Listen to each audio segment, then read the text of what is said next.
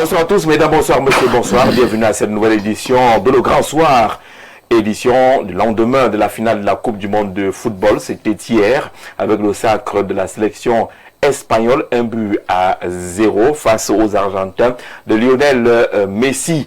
À la fin de cette compétition, peut-on dire aujourd'hui que la ROA, le nom de la sélection espagnole, la ROA a mérité ce sacre? Y a-t-il des regrets à émettre, notamment par rapport à la participation des sélections africaines, une dizaine au total au coup d'envoi de cette Coupe du Monde de football, et le dernier représentant africain qui est sorti dans la phase des quarts de finale. Faut-il regretter cette sortie des Africains? Pouvait-on faire mieux?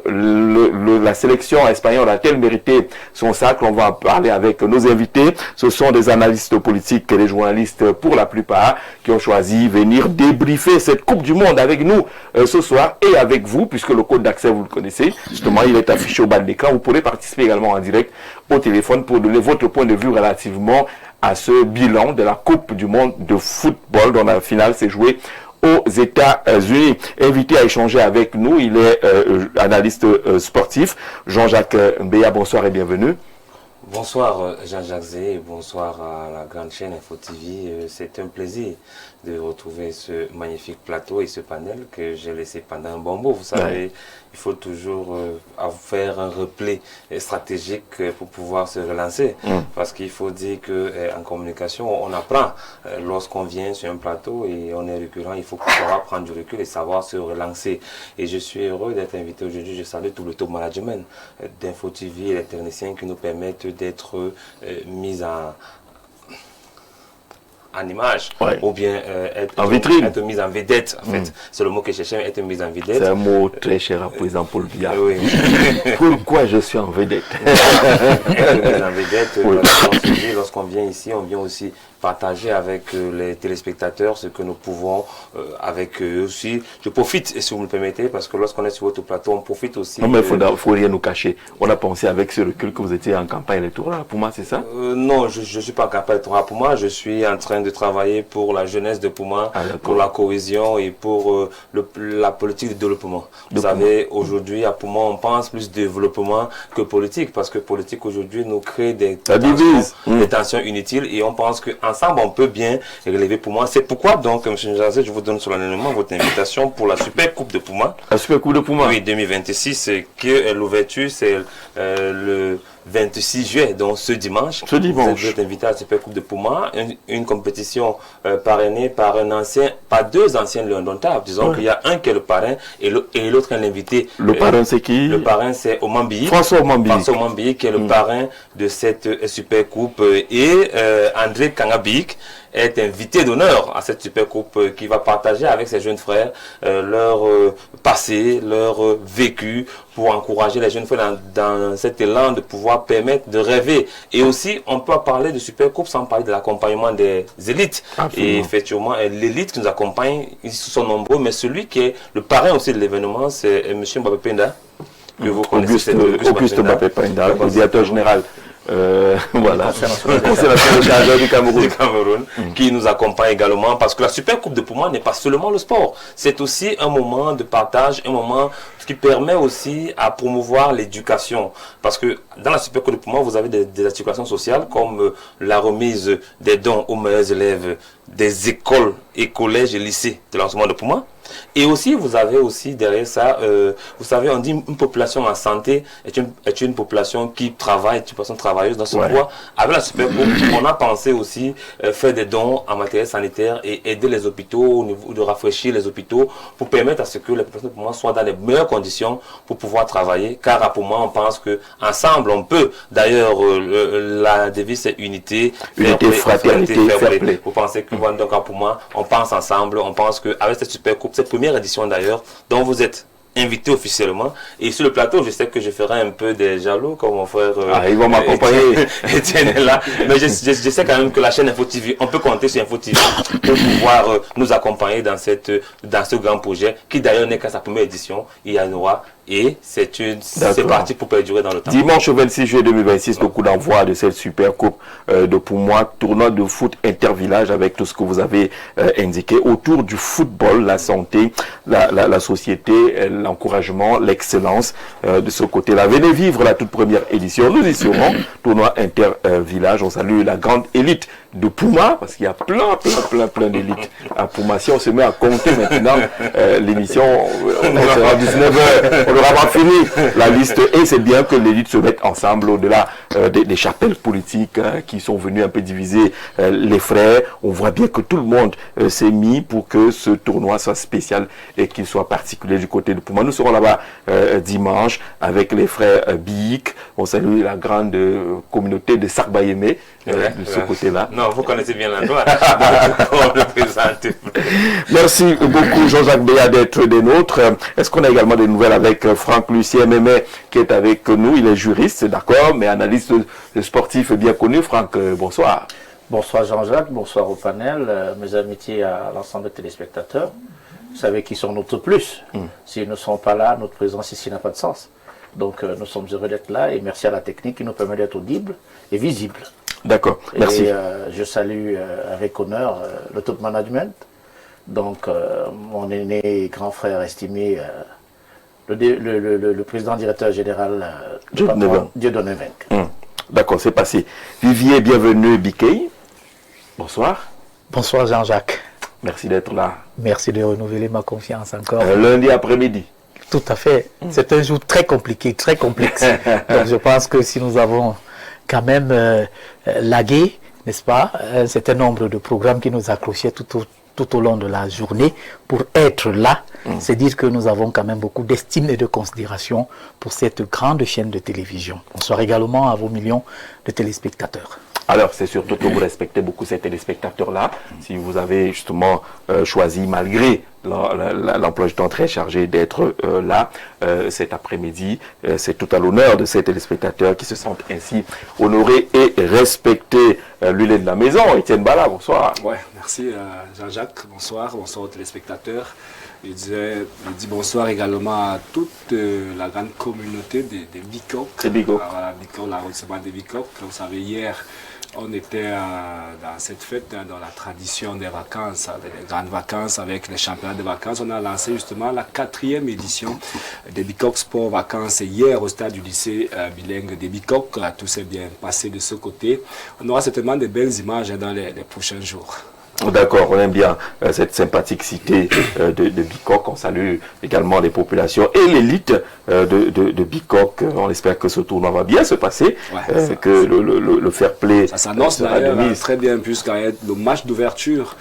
C'était un match à très haute intensité. On dirait justement un match qui posait les balises de ce que la Coupe du Monde devait nous offrir un peu plus tard en soirée. Donc avec le club Assami qui a perdu un but contre 2 face à ce club qui vient de la Mofo à Famba. C'était Espoir de Sazok qui est donc venu damer le pion à un club local donc sur place. 2-1, mais on sait que les prochains jours on va certainement se rattraper.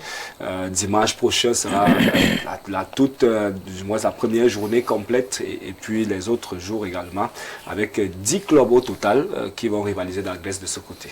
D'accord, mais merci. On salue également les organisateurs de la super coupe du côté de Lolodov. Le coup d'envoi c'est le 25 juillet prochain, c'est jusqu'au 1er août. Le grand Lolodov qui se déploie ainsi autour de Patrice Asiga et Yéné qui mobilise tous les 27 villages de cet arrondissement. C'est toujours un accompagnement dans le cadre de cette vision globale du grand Lolodov qui pose tous les jours les piliers et les jalons du développement de cet arrondissement. Il s'agira pour ce qui est de Lolodov d'honorer les icônes, d'inspirer la jeunesse et de construire le grand Lolodolf. On sera à Lolodolf samedi et puis dimanche on sera à Pouma pour les coups d'envoi de ces différents tournois qui ne sont pas que de football mais qui sont des initiatives de développement.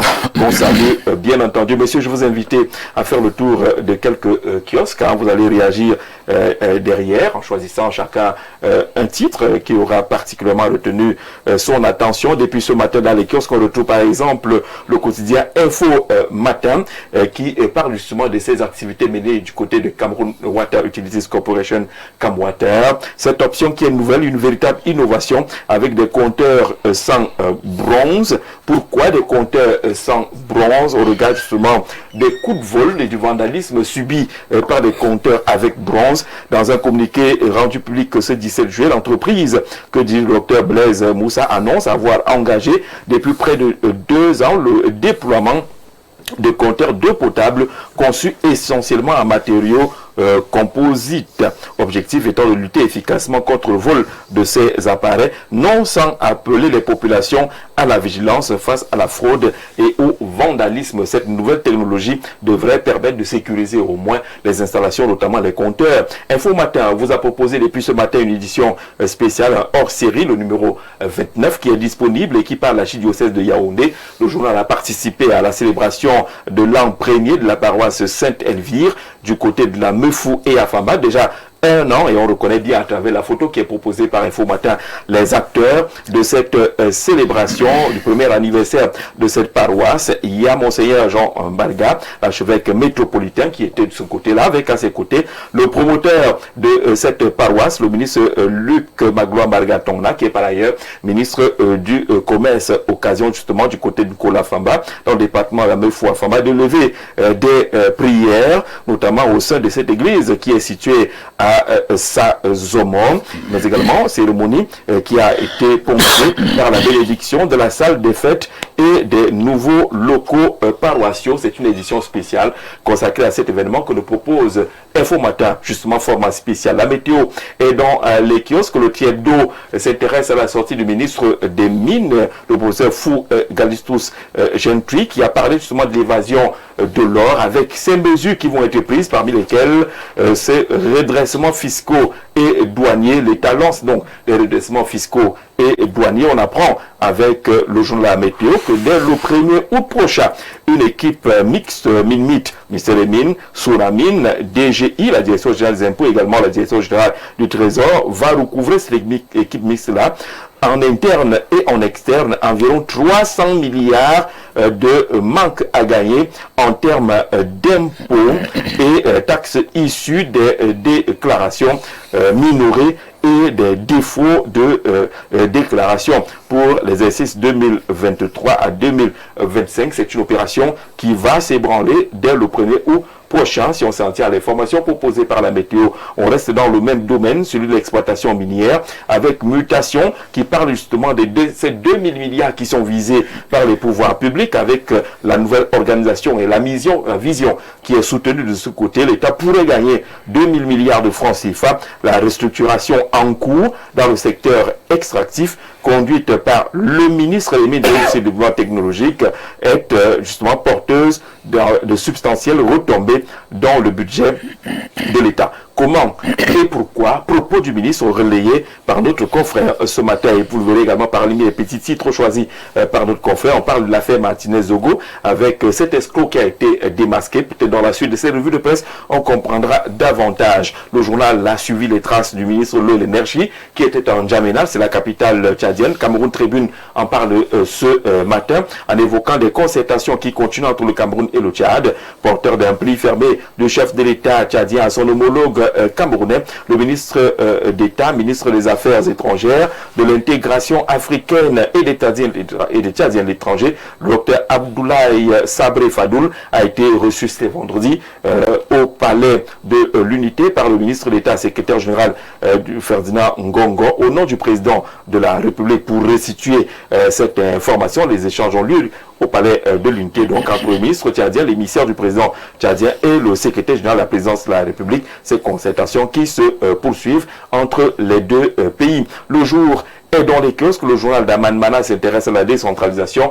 en donnant la parole à un regard avisé, un spécialiste connu, Stéphane Mbafou, qui interroge pourquoi la décentration piétine finalement dans notre pays, le Cameroun. C'est à lire dans les colonnes de Le Jour. Et la question relative à cette escroquerie observée du côté du tribunal militaire, il s'agit effectivement d'une tentative d'escroquerie selon Le Jour, au nom de Eko, l'ancien patron de la DGRE, dans le journal indique, dans les circonstances justement, et de la survenue de cet acte de escroquerie. Et puis la nouvelle dans les kiosques allemands parle du Forum africain de l'eau. Cette fois-ci, on retrouve effectivement les traces du ministre de l'eau et de l'énergie qui a porté la voix du Cameroun, justement du côté du Tchad, à N'Djamena, la capitale. Le journal La Nouvelle s'intéresse aussi à cette affaire d'exploitation frauduleuse de l'or. La personne visée par les réseaux sociaux et quelques acteurs, c'est Oswald Baboké. Mais selon le journal de Jacques Blaise Vier, tout est clair.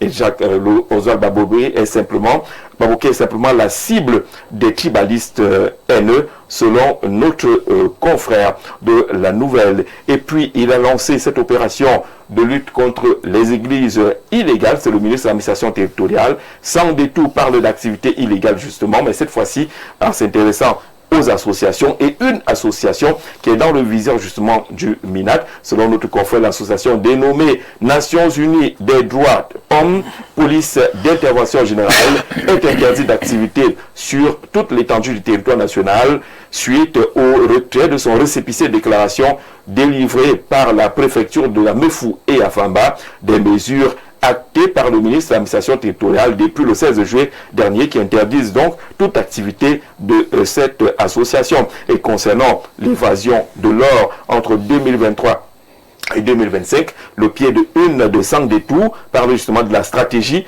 de récupération de moins 300 milliards de francs CFA qui s'affine et qui est pilotée par le ministre par intérim des mines, repères par l'encadrement de ces associations et notamment des églises, réveil, liberté de culte, réveil tardif du MINAT, titre le journal de feu Richard Touna Ombé. Selon notre confrère, la fermeture annoncée des 1400 églises non conformes, Paul Atonga Ndi espère ainsi mettre fin à l'anarchie qui règne dans ce secteur, dont l'expansion rapide échappe au contrôle de l'État. Cette décision arrive, selon notre confrère, malheureusement après le mettre au couteau d'une fillette de 11 ans à Yaoundé sur recommandation du prophète. On voit bien que le prophète est mis entre guillemets d'un temple démoniaque, titre le journal Repère. Et puis l'œil du Sahel qui a sa grande une affiche cette information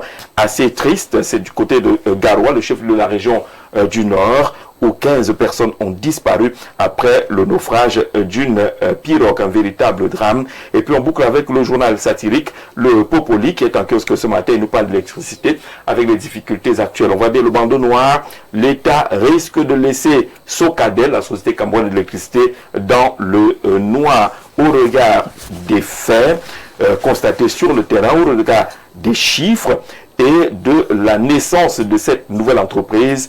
Eh bien, elle pourrait elle-même être laissée dans le noir par l'État du Cameroun. Titre Le Popoli. Voilà ce qu'on pourrait retenir dans quelques-uns des titres sélectionnés par l'équipe de préparation de cette émission pour réagir les uns et les autres. Franck Mémé, quelle est la une qui a retenu votre attention? Alors, principalement, on va dire deux. Info Matin avec Amwater et puis le bandeau sur l'affaire de l'or avec le journal La Nouvelle, notamment ce qui concerne la personnalité du directeur du cabinet civil adjoint, qui est complètement brocardé depuis un peu plus d'une semaine. Un peu partout, c'est sa photo, c'est des histoires qu'on raconte, c'est des vidéos qui circulent dans les réseaux sociaux. Et c'est donc selon le journal la cible des tribalistes haineux. Voilà. Il est à tout le moins victime d'un matraquage dont on ne peut pas toujours apporter des éléments de preuve pour son accusation dans cette affaire. Il se dit beaucoup de choses. Et il serait passé au TCS, il ne serait pas passé, mais bon, écoutez, nous sommes à... J'appelle un peu ça la période des... Moi j'ai l'impression que c'est un peu ça le risque de coller un visage à un problème aussi sérieux que celui de l'exploitation frauduleuse de l'or, dont la sortie du ministre a montré l'étendue justement des pertes. Tout à fait. Le pays souffre de ce siphonnage de l'argent de l'exploitation de l'or qui peut apporter beaucoup d'équilibre dans nos finances. Et au lieu d'aller au fond du problème, c'est-à-dire de combattre le mal à sa racine, on préfère jeter en vindicte populaire un valeureux et sérieux jeune Camerounais comme ça. Bon, moi je trouve que ce n'est pas des méthodes bonnes, mais c'est la période. C'est la période. C'est la période. C'est la période. Le contexte, c'est quoi? C'est comme la période des les nominations qui sont les nominations du gouvernement qui arrivent, un poste de vice-président et tutti quanti. Et lorsqu'on sait que sur le plan la place publique camerounaise, le directeur du cabinet civil adjoint est présent et qu'il est copain avec quelqu'un à la fois qu'on estime mais qu'on exprime peu beaucoup, Samuel Eto'o. Donc ça fait un mélange, un cocktail qui fait que, bon, on le jette comme ça à la vindicte populaire, mais je trouve que ce n'est pas des bonnes méthodes. Lorsqu'il y a un problème, il faut aller au fond, parce qu'il y a un problème sérieux. L'or est siphonné, et donc l'État perd beaucoup d'argent qu'il pouvait assurer un certain nombre de projets et nous éviter d'être toujours derrière des emprunts obligataires ou alors derrière des emprunts au niveau de la Banque mondiale, etc. Et on est obligé d'afficher quelqu'un comme ça. Et in fine, dans quelques mois, l'affaire va retomber. Le président aura peut-être ou non pas nommé son vice-président. L'affaire va donc retomber. Et on n'aura toujours pas la vérité. Dans un forum de Rosa, laisse on en parler un peu. Oui. On souligne un peu l'embarras de la question. Aujourd'hui, les populations de l'Est sont en droit de revendiquer un peu les retombées de cette or. Si vous allez dans les zones de Bétaré, Ngoura, Ouli, Consort, Kété, c'est la pauvreté au paroxysme le plus absolu de ce côté. Sauf que la mafia, entre guillemets, vous présente un visage qui est un des vôtres. Oui. Ça veut dire que si vous avez quelqu'un à tuer, c'est votre fils qui serait responsable de ce mal-être. Et pourtant, ce n'est pas cela. Vous savez, dans tous les pays où on fait de l'exploitation du sous-sol, les zones qui bénéficient, qui sont sur le territoire en question, sont des zones qui bénéficient au premier chef des retombées de cette exploitation-là. Malheureusement, chez nous, ce n'est pas le cas. L'Est devait être une zone développée. Vous allez au Botswana, par exemple. Chaque fois qu'il y a une mine quelque part, les premiers bénéficiaires sont les enfants du coin et la ville en question, le village en question. Mais chez nous, ce n'est pas tout à fait ça. L'Est continue à chercher son développement.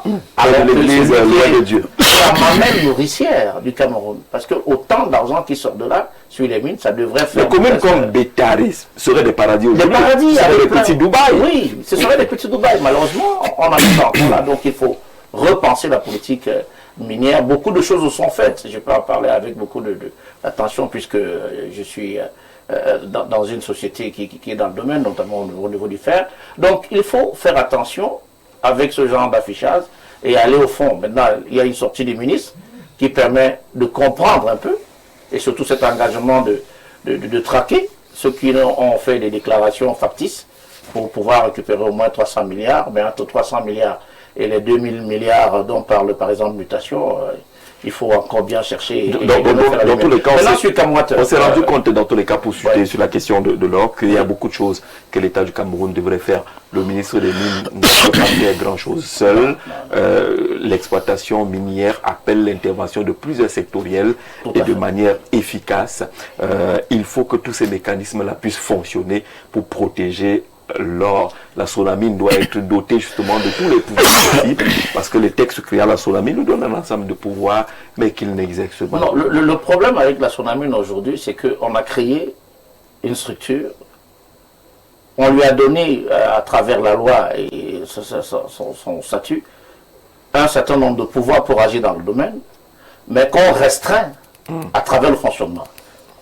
Donc ce n'est pas la Sonamine qui fait tout ce qu'elle devrait faire alors qu'elle en a le pouvoir. Ça se fait par exemple au niveau du ministère et ça se joue parfois à la nébuleuse qui est la présidente de la République. Donc il faut essayer de réviser tout ça pour nous mettre dans de meilleures conditions de vie. Maintenant, je vais rapidement pas commentaire pour dire que c'est la une des faux matins. Il faut féliciter l'ensemble des efforts qui sont fournis par le directeur général de cette entreprise depuis son arrivée.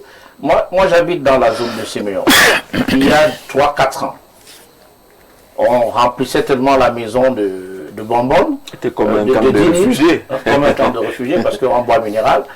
Et ça a diminué considérablement depuis qu'il est arrivé. Lorsque l'eau s'en va, ça ne met pas plus de 3 heures. Vous avez de l'eau maintenant, alors qu'on n'en avait pas du tout. Donc il y a beaucoup d'efforts qui sont faits sur l'ensemble du territoire national pour amener de l'eau dans les ménages. Il y a encore des difficultés, mais il faut le féliciter. Et la modernisation des infrastructures participent, n'est-ce pas, à conforter les Camerounais à avoir de l'eau et puis à éviter d'être vandalisés par les premiers venus qui veulent prendre ce bronze-là pour aller fabriquer un certain nombre de bijoux. Donc la Cameroun leur enlève ce marché entre les mains, c'est une bonne chose. D'accord. Vivier, il y a une qui a retenu ton attention. Oui, automatiquement, puisque l'État voudrait laisser la Socadel dans le noir. Le Popoli. C'est extrêmement grave. Est-ce que le Cameroun était préparé à reprendre la gestion de l'électricité au Cameroun? C'est une question qui taraude des esprits. Parce qu'en réalité, on se rend compte que nous avons vilipendé toutes les sociétés qui sont passées au préalable à la gestion de l'électricité. Aujourd'hui, nous reprenons la gestion de l'électricité, ça devient de plus en plus catastrophique. Jean-Jacques Zé, il ne se passe plus une journée aujourd'hui qu'on ne connaisse plusieurs arrêts inopinés de lumière. Moi, j'ai des petits repères. On ne sait Quand plus je vais chez moi, dès que j'arrive au rond-point express, j'ai des repères à distance. Quand je ne vois pas une ampoule à un niveau là, c'est mort. Il se met 4 fois par semaine. Mais maintenant, le dire, l'information que Popoli donne, est-elle à vérifier? Parce qu'en principe, si le Cameroun veut libérer ou alors veut abandonner ce secteur, c'est pour que qui prennent moi. Peut-être c'est moi, peut-être c'est toi Jean-Jacques, parce que c'est le Cameroun. Mais c'est un domaine de souveraineté. C'est l'État qui doit gérer les Tout à fait. Mais si l'État dit donc maintenant que nous on va laisser la Socadel dans le noir, c'est pour que qui prennent encore. Pourquoi d'abord aller récupérer entre les mains des Blancs alors qu'on n'était pas prêt pour gérer ce domaine? Parce qu'en réalité, lorsqu'ils ont pris, le premier acte sur le terrain, c'était de faire des descentes inopinées pour mettre main sur les fraudeurs. Ce qui a été fait pendant 1 mois ou 2 mois. Et aujourd'hui, on n'en parle plus. Est-ce qu'on a terminé ce chantier? Est-ce qu'il est encore d'actualité? That's the question. Vraiment, il faut qu'à un moment donné, qu'on arrête un peu de nous embrouiller. Parce que là, on ne sait plus à quoi. Mais il faut situer les Camerounais. Il faut situer les Camerounais. La question de fond n'est pas encore réglée, qui est celle de la production d'une énergie qui puisse satisfaire la demande. À quoi c'est valoir les mamveleux et autres, le barrage hydroélectrique et autres, ça sert à quoi qui sont des éléphants blancs dont on n'a pas pensé forcément le transport. J'ai vu tout le week-end à Yaoundé, on était en train de remplacer les vieux poteaux en bois. Par des poteaux en béton. Une grosse opération qui très bien de nous. L'opération elle n'est pas nouvelle. Voilà. Elle n'est pas nouvelle, c'est le remplacement des poteaux en bois. Elle est pas nouvelle. On est éternellement dans le remplacement. Pour vouloir remplacer les poteaux. Mais nous sommes encore dans ce que nous devrons faire depuis presque 40 ou 50 ans. Nous sommes encore en train de remplacer les poteaux. Aujourd'hui, il y a un sérieux problème de fond. Jean-Jacques. Vous savez que ces poteaux, c'est des marchés qui appartiennent à des gens qui ont des longs bras. On va donner des marchés, on va reprendre les marchés tous les ans. Bon, entre-temps, même ces marchés-là, est-ce qu'on les paye même? Est-ce qu'on paye même les décomptes de ces marchés? Moi, je ne sais pas si on paye les décomptes, parce qu'en principe, aujourd'hui, les hommes d'affaires, tous sont aux abois.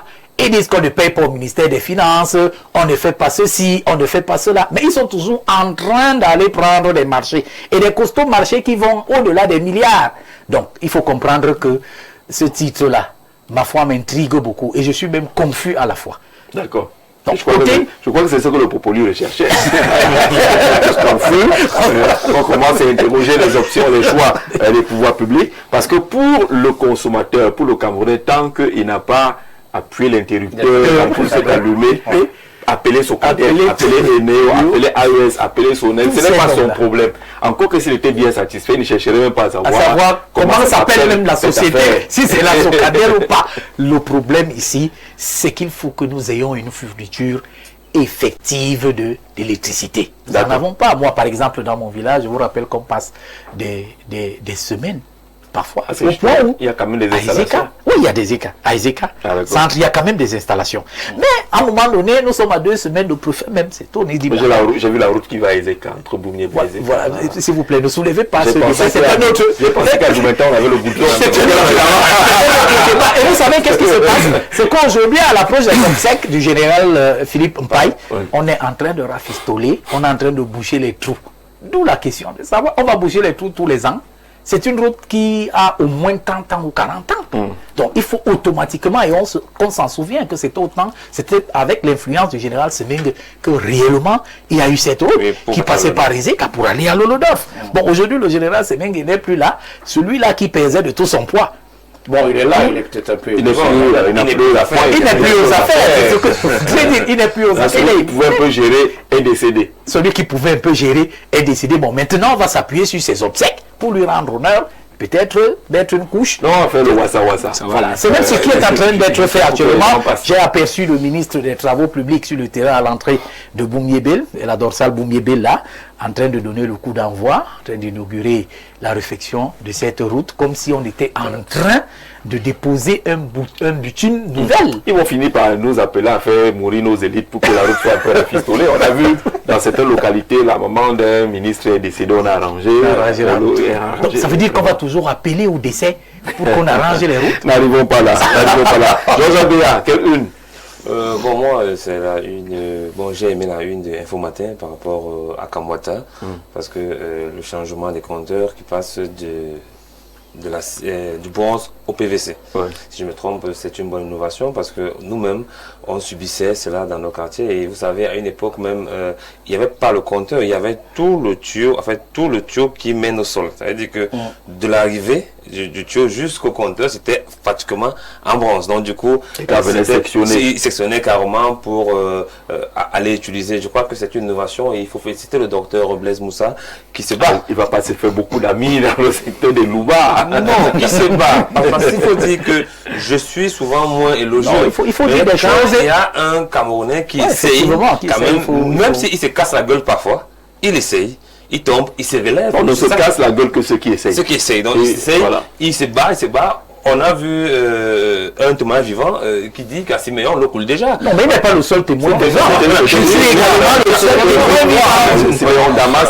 Je suis également le témoin aujourd'hui parce que, comme on l'a dit, ce que le citoyen recherche, c'est de savoir que lorsqu'il ouvre son robinet, l'eau coule. Le reste là, comment ça va arriver, comment ça va être fait, ça ne l'intéresse pas du tout. Et aussi, j'ai aimé la une de Le Jour, il parlait de la décentralisation, si je me trompe. Oui, il y a un spécialiste qui interroge pourquoi ça piétine au Cameroun. Pourquoi ça piétine au Cameroun. On sait pourquoi ça piétine au Cameroun, parce qu'on a parlé de l'exploitation de l'or du côté de l'Est et même du Sud Cameroun aujourd'hui, parce qu'on n'en parle pas assez. Le Sud Cameroun aujourd'hui est une zone d'exploitation d'or qu'on ne parle pas assez. Donc du coup, on voit que les pouvoirs publics qui sont actuellement dans la gestion du Cameroun ne veulent pas se départir de cette manne-là. Parce qu'en fait, ils se disent que s'ils laissent les maires avoir la capacité de penser le développement de leur localité, ils seront lésés. Parce qu'aujourd'hui, vous n'avez qu'à voir les choses aujourd'hui. Aujourd'hui, lorsque vous voulez faire un projet au niveau de la mairie, on demande au maire de maturer son projet, de monter à Yaoundé. Regardez bien, il est le maire peut-être de Betaroya. Il mature à Betaroya, il se déplace à Yaoundé. Non, il mature à Betaroya avec les... il fait même une prématuration, parce qu'après il faut arriver. Avec les sectoriels de Bétois, déjà, il finit à Bétois, il monte à Yaoundé, il dépose à Yaoundé, il attend. C'est-à-dire que la période qu'il attend, il ne sait pas si on va valider ou pas, si ça va être dans le bip ou pas. Et à ce moment-là, il devient donc enfant parce que là, il commence donc à courir derrière les fonctionnaires qui sont assis dans leur bureau et qui pensent que c'est eux qui pensent document de BTROA. Il va demander un point d'eau, on va envoyer un lampadaire. Vous voyez un peu ce que l'État du Cameroun a réduit un peu la collectivité et ceux qui gèrent au quotidien les désirata et les problèmes de la population camerounaise. Que sont les maires? Je pense qu'à un moment donné, il faut se poser les bonnes questions et se dire, arrêtez d'infantiliser les maires. Parce que je ne suis pas sûr que ces ministres et consorts sont plus capés que certains maires qui sont dans ces postes de mairie-là. Donc à un moment donné, arrêtez d'infantiliser les Camerounais. Donnez aux Camerounais ce que vous avez mis dans le code des CTD pour que les Camerounais puissent jouir de ce qui est la petite essence ou la petite administration pour pouvoir le bien-être, parce que au niveau de la commune quand même c'est pouvoir travailler dans le social pour que les personnes soient à l'aise, donner de l'accès à l'eau, à l'électricité, à l'école et à la santé. Ça au moins c'est basique. Ils ont vendu la chair. Alors, une corde très courte. Vous touchez presque les cordes de la chair. De ne plus exister, qui fait qu'au niveau du pouvoir central, on bloque. Quand ils ont voté la loi, ils ne se sont pas rendus compte de la puissance du pouvoir qu'effectivement vont avoir les maires. Certains auraient pu simplement démissionner de leur poste de ministre et aller candidater dans les conseils municipaux. Ils ne l'ont pas fait. Aujourd'hui, qu'ils se rendent compte que c'est le maire qui est au cœur du développement de la cité. Ils savent que si le maire travaille bien, ils ne vont plus exister. Alors, ils bloquent tout. Ils bloquent les moyens. Très bien. Voilà, le problème, c'est aussi simple que ça. Etienne Bala. Il y a une. Déjà, les églises, la fermeture de ces églises, ça va un peu... Je pense que ça va un peu arrêter le désordre, le mensonge, vous savez. Il y a dans des sociétés, c'est facile de prendre bien sûr la tête d'une personne en lui disant que bah tiens, moi je peux réussir à faire ceci pour toi et autres, à te montrer le vrai chemin. Malheureusement, on a découvert que dans ces églises, c'est là-bas où se cachaient même les vrais bandits. C'est-à-dire que vous voyez un pasteur qui il a son église. Bon, comme c'est les femmes qui arrivent beaucoup plus, on vous dit que bah, vous avez votre épouse à la maison, vous savez qu'elle va à l'église tous les soirs, mais après elle revient là, elle est enceinte. On pose la question que ben, l'autre ceci sont des et après, justement, les cas de savez, les Camerounais, les humains ont beaucoup de problèmes de spiritualité, de santé spirituelle et autres. Tout part de l'état de nos poches, de nos avoirs. Oui, c'est justement ça. On a identifié qu'on a d'abord les problèmes de foirage. On est très sensible à ces choses-là. On a le temps d'écouter parce qu'on est oisif. On pense qu'il y a l'espérance. Ah, d'abord, l'espérance, c'est le slogan.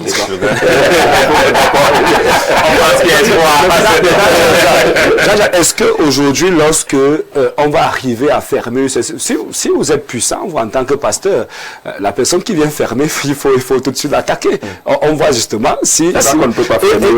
Maintenant, quand même, on se pose la question, puisque vous allez toujours voir que ces églises, chacun brandit son agrément. J'ai reçu ça, c'est vous-même. Chacun dit c'est un décret présidentiel. C'est vous-même qui leur avez donné ça, mais si aujourd'hui vous repartez pour fermer, donc ça veut dire que c'est un couteau à double tranchant. Ça veut dire que vous venez fermer, s'il y a un pasteur qui est un peu plus puissant, il peut vous faire quelque chose en retour. Maintenant, est-ce qu'on a tenu compte de tous les malades que ces gens traînent? En même temps, dans ces églises, ces malades vont aller où? Il y en a qui ne sont plus aujourd'hui, peut-être catholiques, qui préfèrent aller là-bas parce que peut-être va te dire que moi et tout mon salut de ce côté. Et si aujourd'hui vous fermez dans cette église, est-ce que ce sera encore la même chose? Oui, mais là, c'est positif. Ouais, je suis d'accord. On va peut-être laisser beaucoup de malades à la vindicte qui vont rester là, qui ne sauront plus comment faire. Quelque part, c'est l'hôpital spirituel qui refuse que les gens aillent à l'hôpital, qui laisse les gens mourir. Et qui disent que il faut relativiser cette affaire. Il faut nuancer. Vous savez, moi je suis de cette famille religieuse, de Réveil. Il y a, comme partout, de bonnes maisons et de mauvaises. Que ce soit chez les catholiques ou dans le domaine du Réveil. Mais le problème, c'est la prolifération d'un certain nombre de personnes qui disent arriver de Dieu, mais dont le fonctionnement au quotidien est contraire à ce que Dieu veut. Et puis, il y a un libertinage. Vous savez que, sur le plan de la loi, l'Église doit absolument, pour son existence, avoir une autorisation. Il ne suffit pas de déclarer que je crée une Église et puis d'attendre le délai, par exemple, de 3 mois comme une association normale. Non, là-bas, il faut l'autorisation du ministre. Or, certains font quoi? Il y a une congrégation mère. On sous-traite. Il y a une congrégation mère qui a l'autorisation et maintenant des filiales naissent à l'intérieur sans que la congrégation ait parfois le temps de transmettre au niveau de l'État la naissance de ces filiales-là qu'elle ne contrôle pas. Or, il faut donc se réorganiser pour contrôler tout ce qui n'est et rendre compte à l'État de ce que dans ma congrégation, il y a par exemple 10 chapelles. C'est important de le faire. Or, tant qu'on ne le fait pas, les gens fonctionnent dans l'illégalité et on sait que il y a beaucoup de on va les reverser où? Que deviendront les fidèles de ces églises à la fin, puisque on va fermer, vous allez rester, vous allez errer, il faut prier Dieu. D'accord, merci beaucoup. Bonsoir le plateau. Pour ma part, cette Coupe du Monde a été belle, beaucoup de surprises pour les pays africains, mais il faut encore fournir d'efforts. Je pense que l'Espagne a mérité son sacre. Ça s'est vu dans le jeu, match après match. Un grand bravo à Mbappé. J'espère pour cette fois-ci qu'il sera ballon d'or avec tous ses records, malgré qu'il n'a pas de titre et il le mérite. C'est un joueur qui est vraiment sorti du lot. Bonne suite de l'émission, Brice d'Ambam. On salue Ambam et on entre justement dans la thématique. Ce débrief de la Coupe du Monde qui s'est achevée hier avec le sacre de l'Espagne. Jean-Jacques Béat, c'est un sacre mérité? Bon, au vu du parcours de l'Espagne, parce qu'on dit toujours que la meilleure équipe, c'est celle qui n'encaisse pas trop. Et on a vu l'Espagne faire un parcours quasiment sans faute. Un seul but encaissé. Un seul but encaissé. Ça veut dire qu'il y avait une solidité défensive qui a été travaillée du côté de l'Espagne, car quand on les connaît un peu plus dans le football léché, ils ont quand même démontré qu'ils encaissent peu et ils conservent le ballon. Et on a vu une finale pas assez plaisante, autant pour moi, et avec des hauts et des bas. On a vu l'Espagne tout au long de la Coupe du Monde monter en puissance, parce que on a vu une Espagne un peu à tâtons face au Cap-Vert déjà et tout. Moi, on a vu une Espagne. Mais ils arrivent aussi avec des joueurs qui sortaient pour la plupart de blessures. Hein. Même Rodri qui a fini meilleur joueur. Lamine Yamal, Rodri, ils avaient des joueurs comme Brand Ruiz, sortait quasiment de blessures. On a le jeu de Nico Williams qui sortait de blessures. Ils sont nombreux qui sortaient de blessures. Mais je dis juste que l'Espagne a pris la mesure de la Coupe du Monde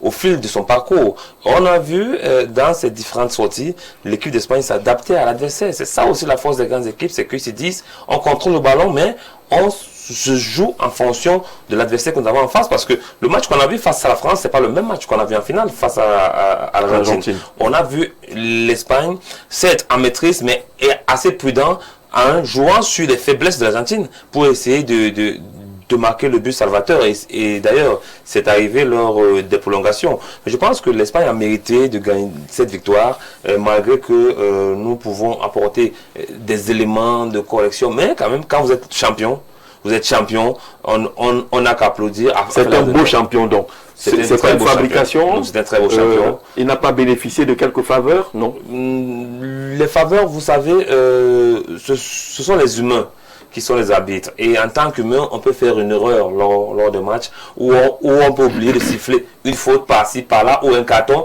qui peut changer le cours du jour. Mais évidemment, si vous évoquez cette finale, c'est qui tue l'Argentine ou bien qui permet l'Argentine d'être en effet numérique, ce n'était pas la faute de l'arbitre, évidemment. On a vu Enzo Fernandez en surengagement, sur une action anodine, d'un dégagement simple, il pouvait éviter, il prend un carton jaune. Donc, sur cette action, ce n'est pas la faute de l'arbitre, c'est la faute au joueur Enzo Fernandez, qui est aujourd'hui un grand joueur, parce que rappelons qu'il est champion du monde 2022. Enzo Fernandez, il avait, je crois, 19 ans. Aujourd'hui, il a pris en maturité, et prendre ce genre de carton en finale de Coupe du Monde, ça montre juste qu'il n'était pas assez préparé pour se battre du mondial. Mais, bravo à l'Espagne, qui a su allier aujourd'hui jeunesse et maturité. Car vous avez le jeune Koulibaly aujourd'hui qui est meilleur jeune joueur de la Coupe du Monde. On ne peut que féliciter. Un jeune joueur, je crois, à peine 19 ans, à peine sorti de son adolescence, qui est déjà meilleur joueur de la Coupe du Monde. Et vous avez le leader technique, ou je peux dire la star actuelle, Lamine Yamal, qui a pratiquement le même âge que Koulibaly. Donc vous voyez que l'Espagne joue sur sa jeunesse et encadre avec des tauliers comme Brand Ruiz, comme Rodri, qui essayent avec Laporte, n'oublie pas Laporte qui est là aussi le plus longtemps, qui essaie d'encadrer cette jeunesse et montre le chemin. Je crois qu'à ce niveau, on peut tirer un coup de chapeau à M. Lafuente qui a fait un travail de maître. L'Espagne met tout le monde d'accord, c'est une équipe qui a mérité son trophée final. Largement au-dessus du lot, par une maîtrise technique, une assise tactique, et ce que l'Espagne n'avait pas souvent offert au monde du football, cette puissance athlétique, la niaque. Oui. On n'a jamais vu une équipe d'Espagne à ce niveau-là. Quand je les ai vus jouer contre la France, dominer, gagner le combat physique, je me suis dit, avec tout ce qu'ils ont comme bagage, ils vont arriver au bout. C'est ce qu'on craignait avant le match contre la France, oui, que l'Espagne ne puisse pas tenir le combat physique, mais ils ont été au-dessus de la France. Quand il fallait cogner, ils ont cogné. Et quand il fallait être présent, étouffer complètement, on va dire, le meilleur milieu de terrain de cette Coupe du Monde, le milieu de terrain français, ils l'ont fait aisément. Ils sont arrivés face à une équipe d'Argentine qui a cogné complètement l'équipe d'Angleterre. Et ils ont fait jouer l'Argentine, comme l'Angleterre a joué contre l'Argentine. Complètement replié dans son camp, avec Lionel Messi qui ne pouvait pas assez bouger. Ils ont réussi à remporter la finale. C'est vraiment un champion de qualité. Et personne n'est surpris de ce trophée-là. Ils ont crânement mérité leur affaire. Maintenant, c'est une Coupe du Monde, écoutez, des superlatifs sur le plan des bonus. Vous avez, bon, d'abord, on a eu 104 matchs, ce qui était moins à la dernière, parce qu'on a 48 équipes. Oui. On a plus de 308 buts, environ 308 buts, c'est beaucoup. Vous savez, quand on va au stade ou quand on regarde le football à la télé, on a besoin de voir des buts pour vibrer. Or, un match où on ne marque pas, c'est un match sans panache. Et ils ont offert à cette Coupe du Monde, ça fait plus de 2,85 buts par match. C'était vraiment l'offensive. On peut regretter de n'avoir pas eu, sur le plan purement du talent du jeu, des personnes qui ont crevé complètement l'écran. Oui. On est d'accord que quelqu'un comme Bellingham, il a séduit. Beckham le compare un peu à Zidane. On n'en est pas là, il y a encore du travail, mais Bellingham, c'est un beau gosse, c'est du beau football. Vous avez Messi qui a rassuré sur ses performances et la qualité du joueur exceptionnel qu'il est aujourd'hui. En ce qui me concerne, s'il fallait désigner par exemple un meilleur joueur, c'était Lionel Messi. D'abord pour son âge, pour la qualité de jeu, c'est le seul qui a su par des démarrages, par des dribbles, casser des lignes et puis faire gagner son équipe. Vous avez quelqu'un comme Lamine Yamal qu'on attendait beaucoup à cette Coupe du Monde. Il a essayé de temps en temps de débouler sur son côté, mais ça n'a pas donné grand-chose. Parce qu'au niveau des passes décisives, par exemple, je ne sais pas si Yamal a plus de 2 passes. Non. Qu'il a pu. C'est une Coupe du Monde en flop pour quelqu'un qui a pourtant... Mais qui a cette excuse d'arriver de sortir de blessure. Non, Jean-Jacques, c'est 2 choses. Je suis blessé, je ne vais pas. Si je vais, je suis fit. Non, en sort de blessure, il a pris du rythme au fur et à mesure. Aujourd'hui, sort de blessure, il est le meilleur joueur de la Coupe du Monde. Oui. Ils sont de blessure. Et il a été... On peut encore interroger le titre de meilleur joueur. Oui, on peut interroger, mais il est quand même meilleur joueur. Donc, Rodri a été plus blessé, longtemps plus blessé que Yamal. Il a complètement mis Manchester City dans des problèmes parce qu'il n'était pas au milieu de terrain. Il est revenu là vraiment en super forme dans ce mondial. Mais lui donner le titre de meilleur joueur dans une affaire où vous avez un Kylian Mbappé qui bat tous les records. Meilleur buteur de toutes les Coupes du Monde, meilleur buteur de celle-ci, avec des gestes quand même. Mais moi, je suis de ceux qui défendent les joueurs comme Rodri. C'est un peu comme Didier Deschamps l'était. Les porteurs d'eau qu'on ne veut pas voir, mais qui portent toute l'équipe. Si vous n'avez pas, vous pouvez jouer sans Mbappé, mais vous ne jouez pas sans Rodri. C'est ça. Oui, c'est pas jouer sans Mbappé, mais vous jouez pas sans Rodri. De jouer sans Rodri, qui quadrillait tout. Qui, en fait, c'est le manager de l'équipe d'Espagne sur le terrain. Donc, c'est un joueur de qualité, mais le football, c'est le charme, les buts, les dribbles, les passes, etc. On n'a pas vu Rodri à ce niveau-là. Qu'il soit, par exemple, désigné meilleur deuxième joueur, après qu'on ait mis Messi ou Mbappé devant, ça pouvait aller. Ouais. Mais là, bon, c'est une récompense qu'il a quand même mérité. C'est une grosse interrogation. Et la Coupe du Monde, l'une des Coupes du Monde les plus regardées. Le match de la finale, c'est plus de 20 millions de téléspectateurs. Plus de 20 millions. Donc en France, plus de 12 millions et demi de téléspectateurs, vraiment ça a été. Et les stades. Oh. Nous sommes au pays du superlatif. Par rapport à 1994, par rapport à 1994, le stade était rempli. On n'a jamais vu une Coupe du Monde comme ça. À toutes les rencontres, vous avez un stade qui déborde. Complètement. Même quand les équipes méconnues comme ça. Même quand les équipes, le Curaçao jouaient, vous avez des stades pleins et à la finale, c'était l'apothéose. Donc vraiment, chapeau aux États-Unis et chapeau à la FIFA maintenant sur le plan de l'argent, c'est beaucoup d'argent. Ouais. Si on fait des comptes, vous êtes à plus de 15 milliards de francs, de dollars que va gagner la FIFA. Il faudra les repartir entre les vainqueurs qui ont 50 millions pour l'Espagne, presque 39 pour l'Argentine, vous avez 20 et demi pour l'Angleterre et puis presque 19 pour la France. C'est beaucoup d'argent que vont gagner les fédérations sportives pour développer le football dans leur pays. L'Afrique n'a pas démérité. On va arriver à l'Afrique. Regard global sur le mérite ou pas de l'Espagne, qui a raflé au passage à beaucoup de titres individuels. Meilleur joueur, meilleur gardien, meilleur jeune. Généralement, c'est ça le football. Lorsque vous êtes en finale, vous avez plus de chances de ravager, n'est-ce pas, tous les titres en dehors, entre guillemets, en dehors de Du sacre final. celui du meilleur buteur. Parce qu'il faut dire quand même que lorsque vous avez remporté un trophée d'office, vous aurez l'homme du match, vous aurez le meilleur joueur, vous aurez... Bref, tous ces titres qui tournent autour, n'est-ce pas, de l'individualité, excepté le meilleur buteur. Bon, mais moi, puisque on a pratiquement fait le tour, n'est-ce pas, des chiffres, je vais me limiter à dire que c'était une Coupe du Monde de rivalité. Une Coupe du Monde vraiment très courue. Parce qu'il y a quelque chose qui retient quand même mon attention. Vous l'avez si bien dit, mais alors, il faut relever que c'est une Coupe du Monde qui a connu une effervescence totale. Carton plein au niveau des supporters. Carton plein. Parce que même quand les équipes organisatrices là étaient out, on retrouvait toujours le public. J'avais peur à un moment donné. Et vous savez qu'on dit en Amérique, c'est pas trop le football, c'est le basketball. Donc, à un moment donné, j'ai craint que... C'est le football américain. Voilà. Oui, il y a le football américain, Il y je a suis le d'accord. basketball, il y a la NBA. Mais vraiment, aux États-Unis, c'est une religion, la NBA. Donc, à un moment donné, j'avais craint qu'on peut avoir une perte au niveau de la mobilisation. Mais j'ai beaucoup tenu à observer ce volet qui est resté imperturbable jusqu'à la fin. Les records mènent également, nous en avons assisté.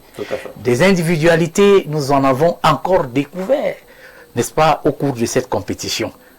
Donc, il faut dire que c'est une compétition qui, ma foi, non seulement a été bonne dans son organisation, que dans le volet compétitif également, nous pouvons applaudir toutes les équipes.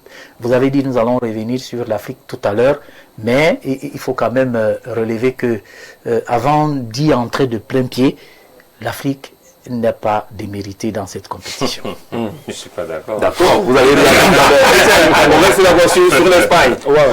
Beaucoup plus sur le plan de la jeunesse dans cette compétition. On a remarqué que toutes les équipes ont aligné des joueurs à moins de 23 ans. Et l'équipe d'Espagne aujourd'hui, on a eu la majorité, c'était les moins de 23 ans. Et ils nous ont démontré que c'est la jeunesse aujourd'hui qui joue au football. C'est pas le cas fondamentalement avec l'Argentine. Excepté justement l'Argentine où on a vu Lionel Messi qui n'était pas différent de ces moins de 23 ans. C'est-à-dire que lui, c'est lui portait l'Argentine, il courait, il driblait. Quand c'était chaud, Lionel Messi arborait justement la casquette de doyen et montrait que non. Il peut changer le cours de la rencontre. C'est pour ça que moi, je suis pas très d'accord qu'on ait donné le titre de meilleur joueur. Encore qu'il faut encore peut-être définir les critères de meilleur joueur. Il y a la performance de l'équipe, il y a peut-être le fair play, il y a le comportement du joueur lui-même sur le terrain. Est-ce que Rodri de l'Espagne rassemblait tout cela au-delà peut-être de sa performance? Je dis, c'est un très bon milieu de terrain, et vous allez toujours remarquer qu'il y a toujours ce problème qui revient sur Rodri. Il a eu le ballon d'or à une certaine époque, ça a toujours été un problème. Parce qu'on ne lit pas le football.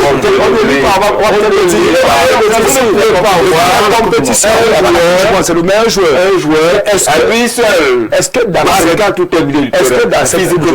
alors peut-être on va me dire aujourd'hui que c'est parce que l'Espagne a gagné qu'on a donné le titre à Rodri. Oui, peut-être c'est à ce niveau. Parce que moi je reste convaincu que ce qu'il dit est vrai. On aura la vie des téléspectateurs tout à l'heure pour nous appeler.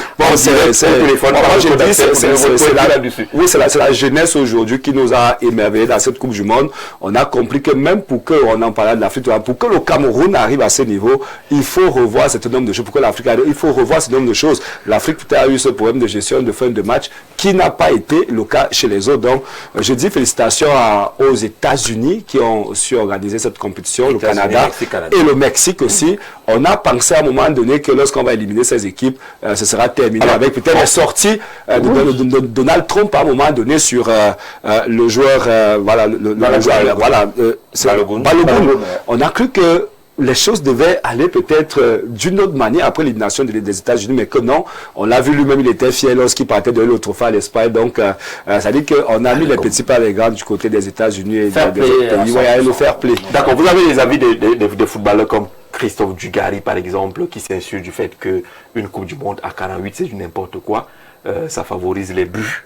parce qu'il y a des petites équipes. Les records sont battus, on marque très facilement. Vous avez parlé d'ailleurs du nombre de buts. Là, on se retrouve avec. Il pense que vraiment qu'on revienne à cette Coupe du Monde rigoureuse.